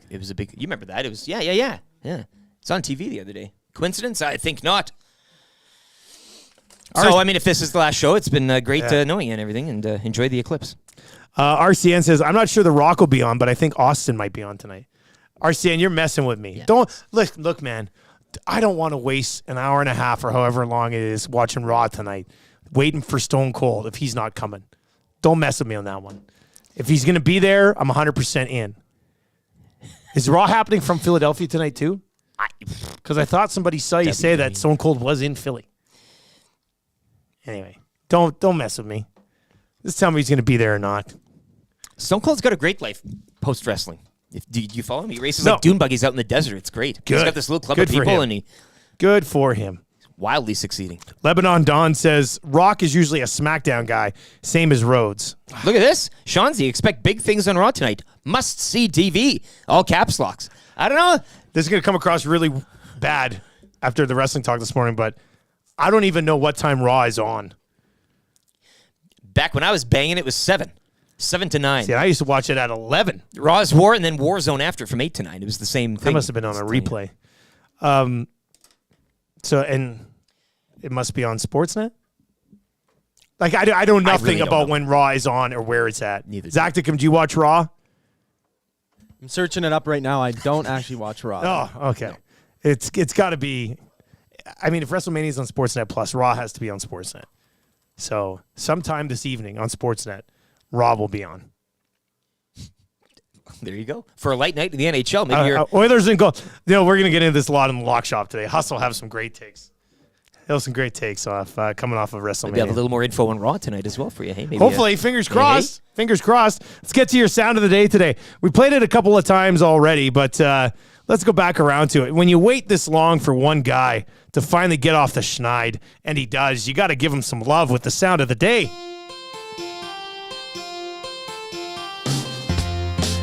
6 o'clock? It's on at 6 o'clock? I think we're gonna be glad. I think it's today, yeah. Connor Brown scored last night. His dragon is slain. He's finally out fish night. He's finally out fish night. Connor Brown's off to the shine. It's about fucking time. He's had chances galore, 2-1s and breakaways, yeah. But he could never score, even strength of power play.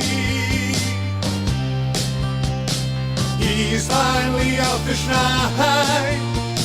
He's finally out fish night. Connor Brown's off at the schneid. It's about fucking time.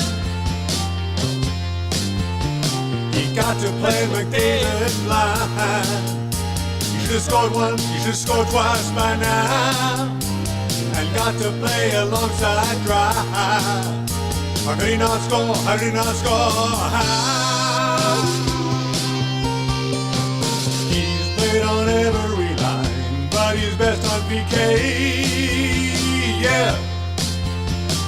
He could never find the twine till he found his last game. Yeah. He's finally out the schneid. He's finally out the schneid. Connor Brown's off at the schneid. It's about fucking time.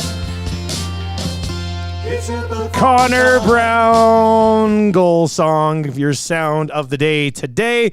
Oh my Gord over on the Nasty Chat says Austin was supposed to be an Undertaker spot last night. Couldn't come to terms on money according to the sheets. What? That was supposed to be Austin? Oh my God, you're messing with me. Oh my Gord, indeed. Come on, man. Is that what? Was that it? Was that supposed to be it? It's real.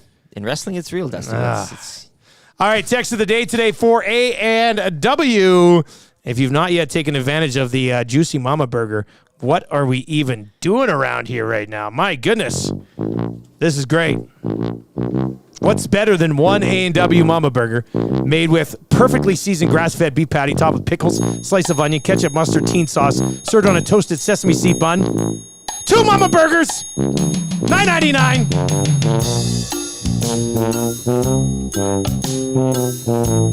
You have that until Fergie's prostate's been going April 14th. He loaded up. Fergie's prostate's been crushing those mamas. Loading up. Yeah, you might as well. Text of the day today is going to go to Andrew. Morning, boys. I think all Perry was saying to Kane was, this is why you don't have a goal song yet. That's good. Andrew, congratulations, buddy. Mark him down, Rick. Andrew, you won text of the day. Gift certificate to A&W. You're going to love it. Get yourself some Juicy Mamas. You could get 4 Juicy Mamas with this gift certificate. No big deal. If you play your cards, right? No big deal. Yeah. All right, well, what are we watching tonight? I don't know about this, man. Well. So Raw starts at 6? Yeah. That means we're having dinner, and then we got to put the kids to bed and That means baths. you have to switch over from the Leafs-Penguins game as well. That'll be an hour in. As long as Sidney Crosby scores tonight, I don't care anything about the Leafs-Penguins game. Okay, well, there's that. There's the Canucks at home to Vegas. There's this little final called March Madness here where UConn takes on Purdue. Jays and Mariners tonight, of course, 5:10, the big home opener down in Toronto. They'll be, eating hot dogs? I'm not actually excited for the home opener. Deck. Oh, come on. This is Blue Jays Nation. You have the whole country comes together to support this ball club, and here you are a week into the season, and you're... I mean, if I lived in Toronto, I'd be excited to go to the home opener, but I don't care. I don't care about watching the home opener. It's no different than watching a road game. They'll be eating hot dogs. No. The whole bit. Don't care about the home opener. Barrios on the mound. I'm probably going to watch other things. I'll probably dabble in it. I'll probably check over. But... So, in your viewing tonight, it's Raw at the top, I don't know. then the rest. People are saying there'd be no legends on Raw tonight. It'd just be celebrating the new winners, which I don't care about the new winners. I want to see them roll out Dude Freaking Love tonight. Like, just the hits. Give you the hits. Yeah. Keep them coming. So, if Stone Cold was supposed to be in the Taker spot last night, he's definitely not going to do Raw, unless that was a planted story, and he does show up on Raw. We'll have to see. I'll check it out tonight. I'll say this. I'll check it out tonight. And we'll see where it goes Big Maple from there. Also has just texted in probably the first Birdie Juice potential logo. If you want to check that out. Big Maple. No, it's... How do you move on to that quick? I haven't seen any other logos yet, but this one's not bad, I'll say How'd that. you put that together? Right? That's not bad, eh? Is that like an EST, is that an AI thing? Must be an artificial intelligent. That's, I don't hate it. It's kind of unique. I like it. Hey, like I don't mind. It's That's a a quick first turnaround. blush. We've been It's a quick turnaround. else, I but feel like that's AI. it's got to be. That's where we're at. Nobody now, puts hey? that. No, that being said, I mean, create AI logos for the EST Birdie Juice and send them to us. Yeah. I'm totally fine with that. This text Raw is always the best Raw of the year after WrestleMania, and a lot of people are seeing that refrain right now. Fine, I'll check out Raw. You'll have to But check it out. I will say this. I'll be honest. Not wrestling guy take on Raw tomorrow. If I watch it tonight and it's 3 hours wasting my time, I'm coming in and I'm ripping it a new one tomorrow. Sorry. Here for the honest takes. All right, Hangout's coming up. If you're watching on YouTube, just turn on autoplay, and that'll take you right on over to the Hangout. Belzy, Murray McCourt, Matty Owanek, ready to roll on the Hangout. Big Maple says 100% AI. Man, AI is amazing. It scares me. It scares the hell out of me. But, like, where do you go to AI that? You could Big probably Maple, send me the link to wherever you AI that. I'm going to have fun AIing a bunch of stuff. Yeah, ask them what happens on Raw tonight. They'll be able to tell you. Yeah. Please lay out script for Raw after WrestleMania last night. There it is, and there you go, Yeah. and then you don't have to waste your time. It's perfect. All right, that's going to do it for the Nielsen Show today. Hangout's coming up next. Thank you very much for joining us. Thank you for all those thumbs up today. That was terrific. We didn't get to 400, but I can't hold that against you. I mean, I'll hold it against you for a little bit, but not that long. We'll try to do it again tomorrow. For Zacticum and Lieutenant Eric, I'm Dustin Nielsen. Tell your friends about EST. Another chance to qualify for the EST Flyway to Vegas coming up on the Hangout, on the Lock Shop, and on the Oil Stream today. So make sure you stick around. We'll talk to you tomorrow. Take it easy.